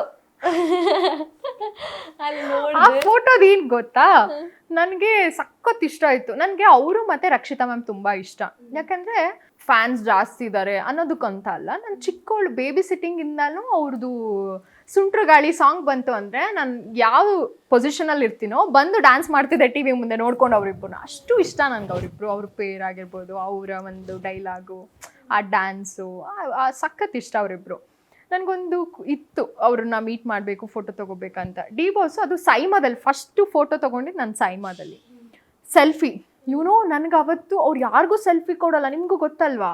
ಅಂಥದ್ರಲ್ಲಿ ನಾನು ನನ್ನ ಡ್ರೆಸ್ಸು ಗೌನ್ ಹಾಕ್ಕೊಂಡಿದ್ದೀನಿ, ಓಡ್ತಾ ಇದ್ದೀನಿ. ಅಲ್ಲಿ ನನಗೆ ಆಗ್ತಾ ಇಲ್ಲ. ಬಟ್ ಎಲ್ಲಿ ಎಲ್ಲರೂ ಬಿದೋಗ್ತಾ ಅಂತಿದ್ದಾರೆ. ಆದರೂ ಓಡೋಗಿ ಅಷ್ಟು ಜನ ಇದ್ರು. ಅವರೇ ಹೋಗ್ರ ಬಾಮ ಅಂದ್ಬಿಟ್ಟು ಮಾತಾಡಿಸಿ ಏನು ಹೆಸರು ಅಂತ ಕೇಳಿ ಮಾತಾಡಿಸಿ, ಏನು ನಿಂಗೆ ಫೋಟೋ ಬೇಕಾ ಅಂದರು. ಮೊಬೈಲ್ ಕೊಡು ಅಂತ ತೆಗಿತಾನೆ ಅಂದರು. ಇಲ್ಲ ನಂಗೆ ಸೆಲ್ಫಿ ಬೇಕು. ಓಕೆ ತಗೋ ಅಂತ ತಗೊಂಡು. ಹೇಗಿತ್ತು ಆ ಮೂಮೆಂಟ್? ಅಯ್ಯೋ ನಾನು ನಿದ್ದೆನೇ ಮಾಡಿಲ್ಲ. ಇಟ್ಸ್ ನೈಸ್ ಅಲ್ಲ, ಎಲ್ಲ ಫ್ಯಾನ್ಸ್ಗೂ ಅಷ್ಟೇ ಅಲ್ಲ, ಎಲ್ಲರೂ ಅವ್ರವ್ರ ಫ್ಯಾನ್ಸ್ ಅಂದರೆ ಇವಾಗ ದರ್ಶನ್ ಸರ್ಗೆ ನಾವು ಫ್ಯಾನ್ ಆಗಿದ್ದೀವಿ. ಸೊ ಇವಾಗ ನಾವು ಫ್ಯಾನ್ ಮೂಮೆಂಟ್ ಅಂದನೇ ಅದಲ್ಲ, ನಮ್ಗೆ ಇಷ್ಟವಾದಂಥ ಹೀರೋ ಜೊತೆ ನಾವು ಒಂದು ಸೆಲ್ಫಿ ತೊಗೊಂಡ್ವಿ, ಒಂದು ಫೋಟೋ ತೊಗೊಂಡ್ವಿ ಅಂತ ಅದೊಂಥರ ಹ್ಯಾಪಿ ಫೀಲ್. ಸೊ ಒಬ್ವಿಯಸ್ಲಿ ಇವಾಗ ನಿಮ್ಗೆ ಯಾರು ಹೀರೋ ಇಷ್ಟ? ಆಮೇಲೆ ಹೇಳ್ತೀನಿ. ನೋಡಿದ್ರ, ನೀವು ಆ ಹೀರೋ ಜೊತೆ ಸೆಲ್ಫಿ ತಗೊಂಡ್ರೆ ಆಬ್ವಿಯಸ್ಲಿ ನೀವು ನಿದ್ದೆ ಮಾಡಿರಂಗ್ ನನ್ಗೆ ಗೊತ್ತು. ಅದು ಯಾಕಂದ್ರೆ ಎಲ್ಲ ನಾವೆಲ್ಲ ಸೆಲ್ಫಿ ತಗೊಳಕ್ ಇನ್ನೂ ಆಗಿಲ್ಲ. ಹೌದಾ? ಯಾರು ಹೇಳಲ್ಲ, ಗೊತ್ತಾಯ್ತು ನಮ್ಮ ಬಾಸ್. ಜಾಸ್ತಿ ಹೇಳಕ್ಕಾಗ, ಜಾಸ್ತಿ ಹೇಳಿದ್ರೆ ಗೊತ್ತಾಗತ್ತೆ. ಅವ್ರು ಯಾವ ಊರು? ಅವರು ಹೇಳಲ್ಲ, ಅದು ಹೇಳಿದ್ರೆ ಗೊತ್ತಾಗತ್ತೆ. ಅದು ಈಸಿ, ಅದು ಆಬ್ವಿಯಸ್ಲಿ. ನನಗೆ ನೋಡಿ ಬಾಸ್ ಅನ್ಸುತ್ತೆ, ಯಾಕಂದ್ರೆ ಅವ್ರು ಹೇಳಿದ್ರು ಸೆಲ್ಫಿ ತಗೊಳಕ್ ಆಗ್ತಾ ಇಲ್ಲ ಅಂತ. ಅದಕ್ಕೆ ಹಂಗೆ ಎಷ್ಟೋ ಜನ ದೊಡ್ಡ ಇವಾಗ ಪರಭಾಷೆಯಲ್ಲೂ ಕನ್ನಡದ ನಾನ್ ಕೇಳಿದ್ದು ಕರ್ನಾಟಕ, ನಮ್ಮ ಕನ್ನಡದಲ್ಲಿ ಯಾರು ಇಷ್ಟ ಅಂತ. ಅವರು ಯಶ್ ಸರ್ ಇರ್ಬೋದು, ಅವರು ಕನ್ನಡದವರು. ರಿಷಬ್ ಶೆಟ್ರು ಇರ್ಬೋದು, ಅವರು ಕನ್ನಡದವರು. ಹೌದು, ಅವ್ರನ್ನೆಲ್ಲ ಮೀಟ್ ಆಗ್ಬೋದಲ್ಲ ನೀವು. ಓಕೆ, ನೋಡೋಣ. ನೆಕ್ಸ್ಟ್ ಇವಾಗ ದರ್ಶನ್ ಸರ್ ಅಲ್ಲಿ ನಿಮಗೆ ಯಾವ ಗುಣ ತುಂಬಾ ಇಷ್ಟ? ನನಗೆ ಅವ್ರ ಹೆಲ್ಪಿಂಗ್ ನೇಚರ್ ತುಂಬ ಇಷ್ಟ. ಯಾಕೆ ಗೊತ್ತಾ, ಇವಾಗ ನಮಗೆಲ್ಲ ಒಂದು ಲೈಫಲ್ಲಿ ಸಿಕ್ಕಿದಾಗ ಬೇರೆಯವ್ರಿಗೆ ನಾವು ಹೆಲ್ಪ್ ಮಾಡೋದಾಗಿರ್ಬೋದು, ಬೇರೆಯವ್ರಿಗೆ ಸಿನಿಮಾ ಕೊಡಿಸೋದಾಗಿರ್ಬೋದು, ಅವ್ರ ಸಿನಿಮಾದಲ್ಲಿ ಚಾನ್ಸ್ ಕೊಡೋದಾಗಿರ್ಬೋದು, ಅದೆಲ್ಲ ಯಾರು ಮಾಡ್ತಾರೆ? ಸೊ ಇವಾಗ ನಾನೇ ಅಂದ್ಕೊಳ್ಳಿ, ಬೇರೆಯವರೇ ಅಂದ್ಕೊಳ್ಳಿ, ಅವ್ರವ್ರದ್ದು ಕೆಲಸ ಬಂದಾಗ ಅವ್ರವರಲ್ಲೇ ಬ್ಯುಸಿ ಆಗಿಬಿಟ್ಟಿರ್ತಾರೆ. ಅದು ತಪ್ಪು ಅಂತ ಅಲ್ಲ, ಅವ್ರವ್ರ ಕೆಲಸದಲ್ಲಿ ಬ್ಯುಸಿ ಆದಾಗ ಆ ಒಂದು ಮೈಂಡ್ ಸೆಟ್ ಬರುತ್ತೆ ನೋಡಿ, ಅದೇ ಒಂದು ದೊಡ್ಡತನ. ನಿಮ್ಮ ಮದುವೆ ವಿಚಾರಕ್ಕೆ ಬಂದರೆ ಮದುವೆ ಯೋಚನೆ ಇದೆಯಾ ಅಥವಾ ಏನು ಕತೆ? ಮದುವೆ ಅಯ್ಯೋ ಒಬ್ವಿಯಸ್ಲಿ ಮನೇಲಿ ಮದುವೆ ಮಾಡ್ಬೇಕಂತ ಇದ್ದಾರೆ. ಸೊ ಹುಡುಕ್ತಾನೂ ಇದ್ದಾರೆ, ಹುಡುಗರು ಬರ್ತಾನೂ ಇದ್ದಾರೆ. ನಾನು ಹೆಂಗೋ ತಪ್ಪಿಸ್ಕೊಂಡು ಇನ್ನೊಂದು ಏನು ಗೊತ್ತಾ, ನಾನು ಅಯ್ಯೋ ಇಷ್ಟು ಬೇಗ ಮದುವೆನಾ ಅಂತ ಯೂನಿವರ್ಸ್ಗೆ ಹಿಂಗೆ ನೋಡಿ ಹೇಳಿದ ತಕ್ಷಣ ಅಲ್ಲಿ ಸ್ಟಾಪ್ ಆಗತ್ತಾ? ಓಕೆ, ನಾನು ಅದನ್ನೇ ಯೂನಿವರ್ಸ್ ಕೇಳೋದು, ನೀನು ಇದೆಲ್ಲ ಬೇಗ ಬೇಗ ಮಾಡ್ತೀಯ, ಆಮೇಲೆ ಏನೋ ನನಗೆ ಬೇಕು ಅಂದಿದ ತಕ್ಷಣ ಟಕ್ ಅಂತ ಇದು ಮಾಡ್ತೀಯ. ಬಟ್ ನಾನು ದೊಡ್ಡದು ಯಾಕೆ ಮಾಡಲ್ಲ ನೀನು, ನಾನು ಏನೇ ದೊಡ್ಡದು ಕೇಳಿದ್ರು ಯಾಕೆ ಲೇಟ್ ಮಾಡ್ತೀಯ ಅಂತ. ಬಟ್ ನನಗೆ ಗೊತ್ತು ಆಗತ್ತೆ ಅಂತ, ಯಾಕಂದರೆ ನಂದೊಂದು ಡ್ರೀಮ್ ಇತ್ತು, ಒಂದು ಒಳ್ಳೆ ಹಾಲಿವುಡ್ ಸಿನಿಮಾ ಮಾಡಬೇಕು ಅಂತ. It's not A Bollywood, Hollywood cinema. So ಒಂದು ಪ್ರೌಡ್ ಫೀಲ್ ನನಗೆ, ಯಾಕೆಂದರೆ ಕನ್ನಡದಿಂದ ಒಂದು ಕನ್ನಡ ನಟಿ ಒಂದು ಇಂಗ್ಲೀಷ್ ಸಿನಿಮಾದಲ್ಲಿ ಅಭಿನಯಿಸೋದು ಅಂದರೆ it's not A easy. And ಅಲ್ಲಿ ಇಂಗ್ಲೀಷ್ ಇರುತ್ತೆ, ಅಲ್ಲಿ ಒಂದು ಆ ಭಾಷೆಗೆ ಅವ್ರ ಜೊತೆ ಎಲ್ಲ ನಾವು ಆ ಒಂದು it's very tough. And God ಗ್ರೇಸಿಂದ ನಾನು ಮ್ಯಾನಿಫೆಸ್ಟೇಷನ್ ಮಾಡ್ತಾನೆ ಇದೆ ತುಂಬ ವರ್ಷಗಳಿಂದ. ನಾನು ಹೇಳಲಿಲ್ವಾ, ನಾನು ಯಾವುದೂ ತುಂಬ ಯೂನಿಕ್ ಆಗೇ ಥಿಂಕ್ ಮಾಡೋದು, ಯಾರ ಕೈಲಿ ಮಾಡೋಕ್ಕಾಗಲ್ಲ ಅದನ್ನು ನಾವು ಪ್ರೂವ್ ಮಾಡಬೇಕು. ಸೊ ಆ ಥರ ಫೀಲ್ ಇರೋವಂಥ ಒಂದು ಕ್ಯಾರೆಕ್ಟರ್. ಸೊ ಆಬ್ವಿಯಸ್ಲಿ ಮ್ಯಾನಿಫೆಸ್ಟ್ ಮಾಡ್ತಿದೆ. ಆಯಿತು, ಶೂಟು ಕಂಪ್ಲೀಟ್ ಆಗಿದೆ. I am so happy. ಆದಷ್ಟು ಬೇಗ ಸಿನಿಮಾನೂ ಕೂಡ ರಿಲೀಸ್ ಆಗ್ತಿದೆ. ಇಡೀ ಟೀಮು ಲೈಕ್ ಅಮೇರಿಕಾಗೆ ಹೋಗಿ ರಿಜಿಸ್ಟ್ರೇಷನ್ ಆಗಿರ್ಬೋದು, ಎಂಟೈರ್ ಅದೊಂದು ಪ್ರೊಸೆಸ್ ಇರುತ್ತಲ್ಲ, ಸೊ ಅದೆಲ್ಲ ನಡೀತಿದೆ. ಸಿನಿಮಾ ಟೈಟಲ್ ನನಗೆ ಗೊತ್ತಿಲ್ಲ, ಯಾಕೆಂದರೆ ಅವ್ರು ಅಂತಾರೆ ಆರ್ಟಿಸ್ಟ್ಗೆ ಯಾರಿಗೂ ಹೇಳಿಲ್ಲ, ನೀವು ಹೇಳ್ಬಿಡ್ತೀರಾ ಅದು ಸುಮ್ಮನೆ ನಮಗೆ ಪ್ರಾಬ್ಲಮ್ ಆಗುತ್ತೆ ಅಂತ. ಸೊ ಅದೊಂದು ಖುಷಿಯಾದ ವಿಷಯ, ನಿಮ್ಮ ಒಂದು ಎಕ್ಸ್ಕ್ಲೂಸಿವ್. ಆ್ಯಂಡ್ ಅದು ತುಂಬ ಪ್ರೌಡ್ ಫೀಲ್ ಇದೆ ನನಗಂತೂ. ಬೇರೆಯವ್ರಿಗೆ ಗೊತ್ತಿಲ್ಲ, ಇದೊಂದು ಇಂಟರ್ವ್ಯೂ ನೋಡ್ಬಿಟ್ಟು ಏನು ಅನ್ಕೊತಾರೋ, ಏನು ಕಮೆಂಟ್ ಮಾಡ್ತಾರೋ, ಐ ಡೋಂಟ್ ನೋ. ಆ್ಯಂಡ್ ನಾನು ಕೇರು ಮಾಡಲ್ಲ, because I am so happy. ಯಾಕಂದರೆ ನಾನು ಅದು ಮಾಡಾಗೋಗಿದೆ, ನನಗೆ ಖುಷಿ ಫೀಲ್ ಇದೆ. ಬಿಕಾಸ್ ನಮ್ಮಮ್ಮ ಅಂತಿದ್ದಾರೆ, ಇಲ್ಲಿ ಬಂದು ಮದುವೆ ವಿಷಯ ಕೇಳಿದ್ರೆ ನೀನು ಆ ಸಿನಿಮಾ ವಿಷಯ ಹೇಳ್ತಾ ಇದ್ದೆ ಅಂದರೆ ನನಗೆ ಆಬ್ವಿಯಸ್ಲಿ ಮದುವೆ ಆಗೋಕ್ಕೆ ಇನ್ನೂ ಇಂಟ್ರೆಸ್ಟ್ ಇಲ್ಲ. ಸೊ ಅದಕ್ಕೆ ಅಲ್ಲಿಂದ ಟಾಪಿಕ್ ಇಲ್ಲಿಗೂ ಶಿಫ್ಟ್ ಮಾಡಿಬಿಟ್ಟೆ. ಓಕೆ, ಯಾರು ಪ್ರಪೋಸ್ ಮಾಡಿಲ್ವಾ ಸಾಕ್ಷಿ ಮೇಘನ್ ಅವರಿಗೆ? ನನಗೆ ಇದೊಂದು ಬೇಜಾರಿತ್ತು, ಯಾರು ಪ್ರಪೋಸ್ ಮಾಡಿಲ್ಲ ಅಂತ. ಆ್ಯಂಡ್ ಈ ವರ್ಷ ಒಂದು ಹುಡುಗ ಪ್ರಪೋಸ್ ಮಾಡ್ದ. ಓಕೆ, ಅದು ಡೈರೆಕ್ಟ್ ಪ್ರಪೋಸ್, ಅದು ಫೆಬ್ಬಲ್ಲೇ. ಅದೇನೋ ಪ್ರಾಮಿಸ್ ಡೇ ಬರುತ್ತಲ್ಲ, ಯಾವ್ದದು 12th ಏನೋ ಗೊತ್ತಿಲ್ಲ, ಅವತ್ತು ಒಂದು ಪ್ರಪೋಸಲ್ ಬಂತು. ನನಗೆ ಲೈಫಲ್ಲಿ ಹೇಳ್ಕೊಳಕ್ ಒಂದು ಪ್ರಪೋಸ್ ಆಯ್ತು. ಅದೇ ಹುಡುಗ ಮದ್ವೆ ಆಗಕ್ಕೂ ಹೇಳಿದ್ರು, ಮಾತಾಡಿದ್ರು ಅಮ್ಮ. ಮ್ಯಾರೇಜ್ ಪ್ರಪೋಸಲ್ ಬಂತು. ಓಕೆ. ಆ್ಯಂಡ್ ಓಲ್ಡ್ ಅಲ್ಲಿ ಹಂಗೆ ಓಲ್ಡ್, ಬಿಕಾಸ್ ಆ ಒಂದು ಹುಡುಗ ಬಂದು ನಮ್ಮ ಇಂಡಿಯಾದಲ್ಲ, ಅಂದ್ರೆ ಇಂಡಿಯಾದವರೇ, ಹೊಸಕೋಟೆ ಅವರೇ, ಬಟ್ ಅವ್ರು ಸೆಟಲ್ ಆಗಿರೋದು US ಅಲ್ಲಿ, ಸೊ ಕ್ಯಾಲಿಫೋರ್ನಿಯಾದಲ್ಲಿ. ಆ್ಯಂಡ್ ಆ ಹುಡುಗನಿಗೆ ಬರೋಕ್ಕಾಗಿಲ್ಲ, ಸೊ ಹಾಗಾಗಿ ಅಲ್ಲೇ ಹೋಲ್ಡ್ ಆಗಿ ನಾನು ಮಾತಾಡ್ತಾನೂ ಇಲ್ಲ ಸದ್ಯ. ಇವಾಗ ಮ್ಯಾರೇಜ್ ಇಲ್ಲಿಗೆ ಅಲ್ಲಿಗೂ ಸ್ಟಾಪ್.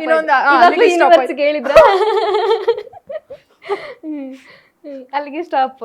ನನ್ನಮ್ಮ ನೋಡಿದ್ರೆ ಬೈತಾರೆ, ನನಗೆ ಹೊಡಿತಾರೆ, ನೀನು ಇದೆಲ್ಲ ಕೆಲಸ ಮಾಡ್ತೀಯ ಯೂನಿವರ್ಸ್ಗೆ, ನೀನು ಎಷ್ಟು ಹೆಂಗಿದ್ಯಾ ನೋಡು, ನಿನ್ನ ಲೈಫ್ ಬಗ್ಗೆ ಇದಿಲ್ಲ ಅದಿಲ್ಲ ಅಂತ ಯೂನಿವರ್ಸ್ ಹತ್ರ ಕೇಳ್ಕೊಂಡಿದ್ದೆ ನಾನು. ಓಕೆ, ನನಗೆ ಟೈಮ್ ಬೇಕಾಗಿತ್ತು. ಹುಡುಗಿರಿಗೆ ಯೋಚನೆ ಮಾಡ್ತಾರೆ, ಲೈಕ್ ಡ್ರೀಮ್ ಮದುವೆ ಆಗೋ ಹುಡುಗ ಹೀಗೆ. ನನಗೆ ತುಂಬಾ ಆಫರ್ಸ್ ಬರ್ತಾ ಇದೆ, ಟಚ್ ಯಾರ ದೃಷ್ಟಿನೂ ಬೀಳದೆ ಇರಲಿ, ಮದುವೆ ಆಫರ್ಸ್ ತುಂಬಾನೇ ಬರ್ತಿದೆ. ಅದು ತುಂಬಾ ಒಳ್ಳೊಳ್ಳೆ ಪ್ರಪೋಸಲ್ಲೇ ಆಯ್ತಾ. ಎಲ್ಲರೂ ಒಂದು police officer, IAS officers, doctors, engineers, ಈ ಥರನೇ.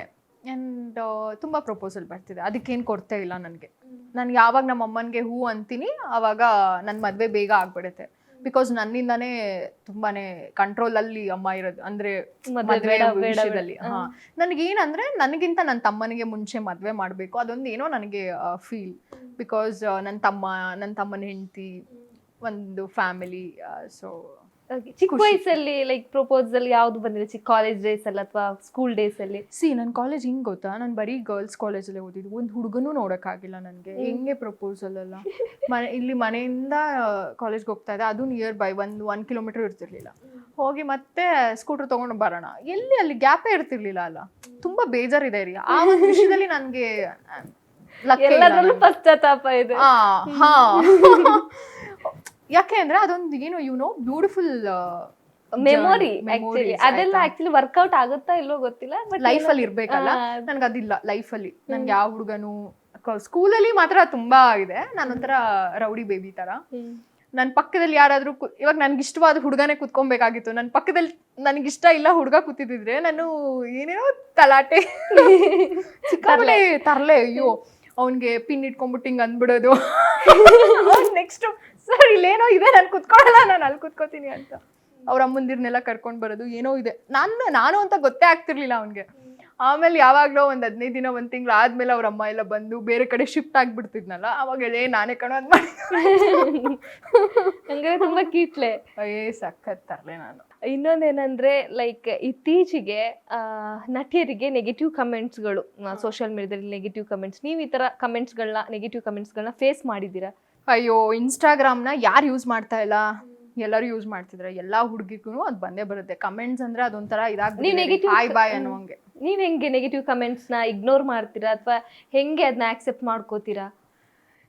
ಇವಾಗ ಹೆಂಗ್ ಗೊತ್ತಾ, ನಾನು ಒಂದು 5-6 ಇಯರ್ಸು ತುಂಬ ಅಂದರೆ ಕಮೆಂಟ್ಸ್ ನೋಡ್ತು ಅಂದರೆ ನಾನು ಇನ್ಸ್ಟಾಗೆ ಬರ್ತಿರ್ಲಿಲ್ಲ. 1 ತಿಂಗಳು 2 ತಿಂಗಳೆಲ್ಲ ನನ್ನ ರೀಚ್ ಎಲ್ಲ 0 ಆಗಿಬಿಡ್ತಿತ್ತು. ಹಾಗಾಗಿ ನನಗೆ ಇವಾಗ್ಲೂ ಇನ್ಸ್ಟಾದಲ್ಲಿ ಅಷ್ಟೊಂದು ಫಾಲೋವರ್ಸ್ ಅಂದರೆ ಇಲ್ಲ.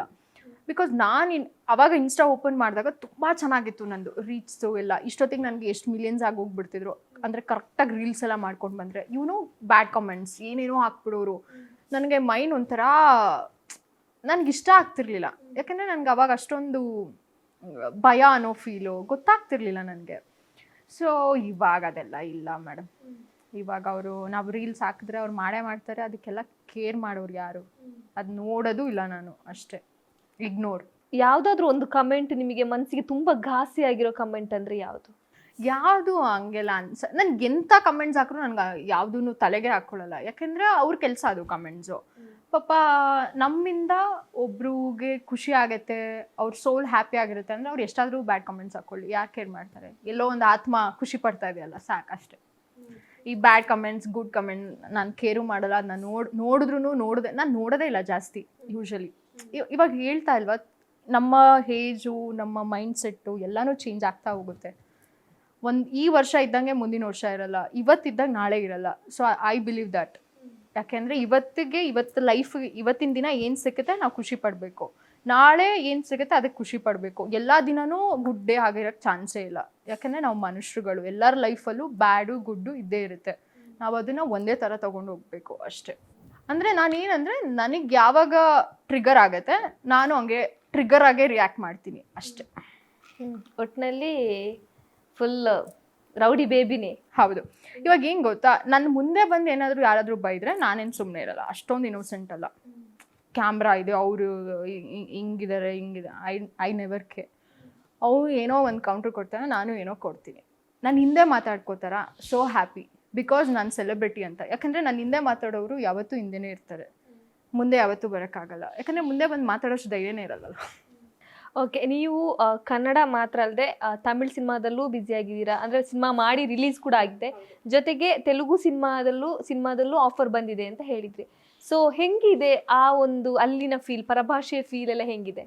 ತುಂಬ ಚೆನ್ನಾಗಿ ನೋಡ್ಕೊತಾರೆ ಮೇಡಮ್. ನಾವು ಕನ್ನಡದವರು ಅಂತಾನೂ ಅವರು ಥಿಂಕ್ ಮಾಡಲ್ಲ, ಬೇರೆ ಲ್ಯಾಂಗ್ವೇಜ್ ಅಂತಾನೂ ಥಿಂಕ್ ಮಾಡಲ್ಲ. ತುಂಬಾ ಚೆನ್ನಾಗಿ ನೋಡ್ಕೋತಾರೆ. ಇನ್ನೊಂದು ವಿಷಯ ಗೊತ್ತಾ ನಿಮಗೆ, ತಮಿಳಲ್ಲಿ ನಮ್ಮ ಕನ್ನಡ ಹೀರೋಯಿನ್ಸ್ಗೆ ನೆಕ್ಸ್ಟ್ ಲೆವೆಲ್ ಮರ್ಯಾದೆ, ಸಖತ್ ಚೆನ್ನಾಗಿ ನೋಡ್ಕೊತಾರೆ.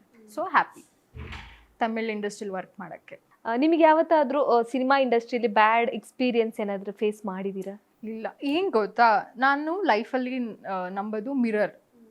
ಇವಾಗ ನಾನು ಕ್ಯಾಮ್ರಾ ನೋಡ್ತಾ ಇದ್ದೀನಿ, ಸೊ ಕ್ಯಾಮ್ರಾ ನನ್ನನ್ನು ನೋಡ್ತಾ ಇದೆ, ಆಯಿತಾ? ನಾನೇನಾದರೂ ರಿಯಾಕ್ಟ್ ಮಾಡಿದ್ರೆ ಕ್ಯಾಮ್ರಾನು ರಿಯಾಕ್ಟ್ ಮಾಡುತ್ತೆ. ಅಂದರೆ ಮಿರರು. ಇವಾಗ ಮನುಷ್ಯನೂ ಅಷ್ಟೇ, ನಾನೇನಾದರೂ ಕೆಡ್ದಾಗಿದ್ದಾಗ ಆ ಕಡೆಯಿಂದನೂ ಕೆಡ್ದಾಗೆ ರಿಯಾಕ್ಷನ್ಸ್ ಬರುತ್ತೆ. It's life. ಹಂಗೆ ಅಲ್ಲ, ನಮ್ಮ ಇಂಡಸ್ಟ್ರಿ ಅಂತಾನೆ ಅಲ್ಲ, ಎಲ್ಲ ಇಂಡಸ್ಟ್ರಿಲೂ ಅಷ್ಟೇ. ನಾವು ಮನುಷ್ಯರು ಒಂದು ತಿಳ್ಕೊಬೇಕು ಜನರು, ನಾವೆಲ್ಲ ಮನುಷ್ಯರೇ. ನೋಡೋಕ್ಕೆ ಬೇರೆ ಬೇರೆ ರೂಪ ಇರ್ಬೋದು, ಬಟ್ ನಮ್ಮ ಬಾಡಿಲಿ ಹರಿತಾ ಇರೋದು ರೆಡ್ ಕಲರ್. ಯಾರಿಗಾದ್ರೂ ಪರ್ಪಲ್ ಹರಿತಾ ಇದ್ರೆ ನಾನು ಅವಾಗ ಅನ್ಕೊತೀನಿ ಓಕೆ ಅವರು ಡಿಫ್ರೆಂಟ್ ಅಂತಾನೆ.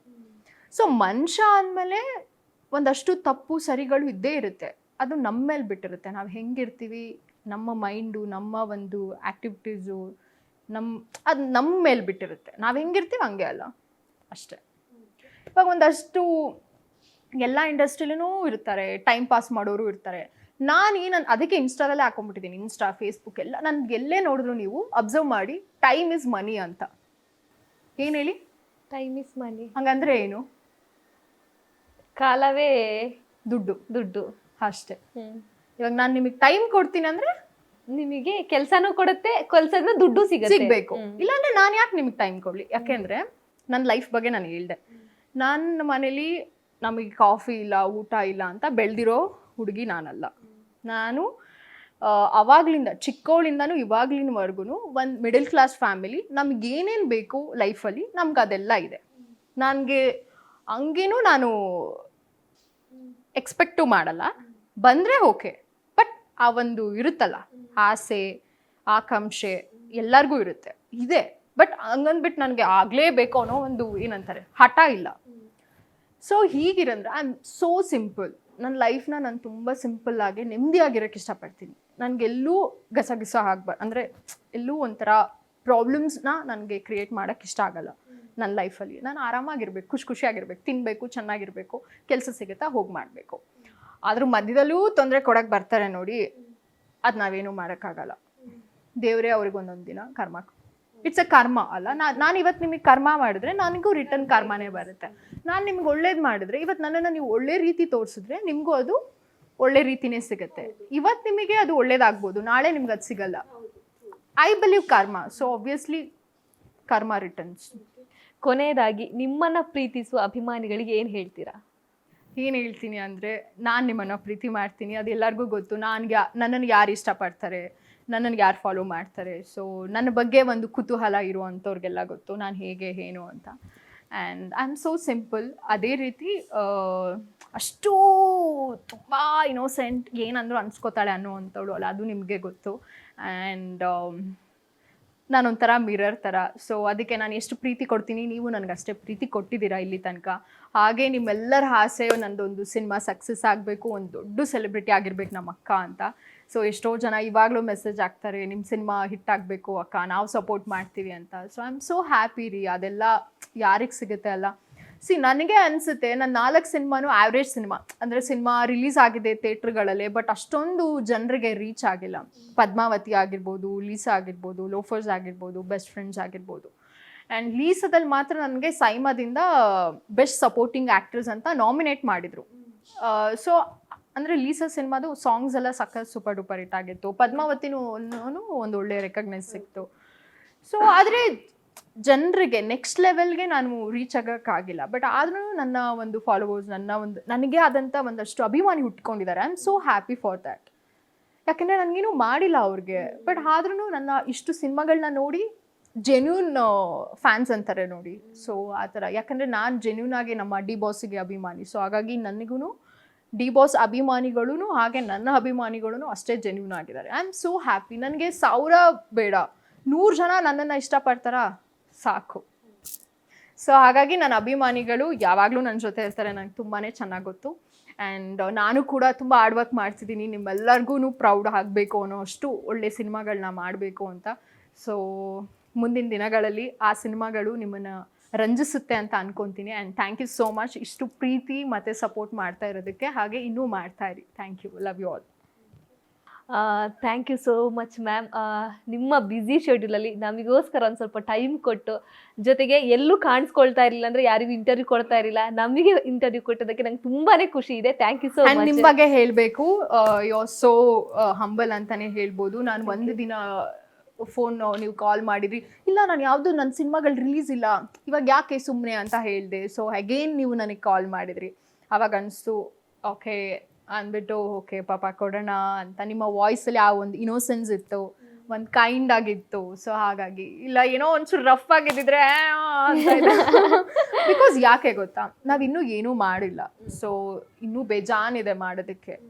ಸೊ ಅವಾಗ ಮಾಡಿದಾಗ ಒಂದು ಕರೆದು ಕುತ್ಕೊಂಡು ನಮ್ಮ ವಿಷಯಗಳನ್ನ ಬೇರೆಯವ್ರಿಗೆ ಒಂದು ಸ್ಫೂರ್ತಿ ಆಗುತ್ತೆ. ಸೊ ಇವಾಗಲೂ ಆಗುತ್ತೆ, ಬಟ್ ಆದರೆ ಏನೋ ನನ್ನಲ್ಲಿ ಅದೇನೋ ಇನ್ನು ಸಕ್ಸಸ್ ಆದಮೇಲೆ ಕೊಡುವ ಅಂತ ಒಂದಷ್ಟು ತುಂಬ ಬರ್ತಾ ಇದೆ.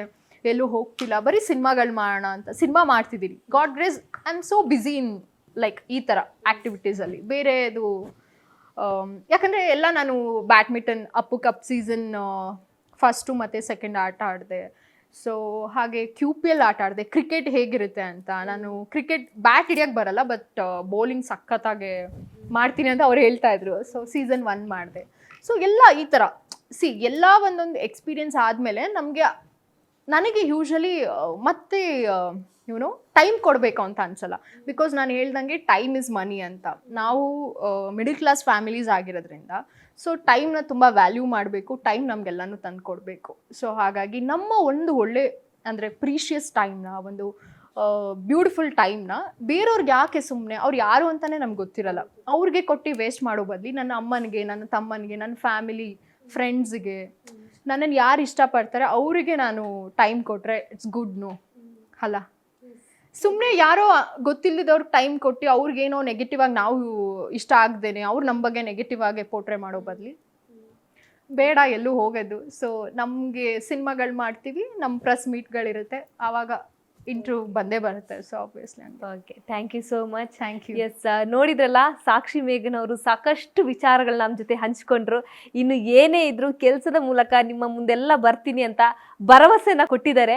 ಜೊತೆಗೆ ಆ ಭರವಸೆನ ಹಾಗೆ ಉಳಿಸ್ಕೋತಾರೆ ಅಂತ ಅನ್ನೋ ನಂಬಿಕೆ ನನಗೂ ಕೂಡ ಇದೆ. ಯಾಕಂದರೆ ಅವರ ಕೈಯಲ್ಲಿ ಸಾಲು ಸಾಲು ಸಿನಿಮಾಗಳು ಕೂಡ ಇದೆ. ಸೊ ಆದಷ್ಟು ಬೇಗ ನಿಮ್ಮ ಮುಂದೆ ಬರ್ತೀರಿ ಅಂತ ಹೇಳ್ತಾ, ಇದಾಗಿತ್ತು ಇವತ್ತಿನ ಸ್ಪೆಷಲ್ ಎಪಿಸೋಡ್. ನೋಡ್ತಾ ಇರಿ ಕರ್ನಾಟಕ ನ್ಯೂಸ್ ಬೀಟ್. ನ್ಯಾಯ ನಮ್ಮೊಂದಿಗೆ, ನಾವು ನಿಮ್ಮೊಂದಿಗೆ.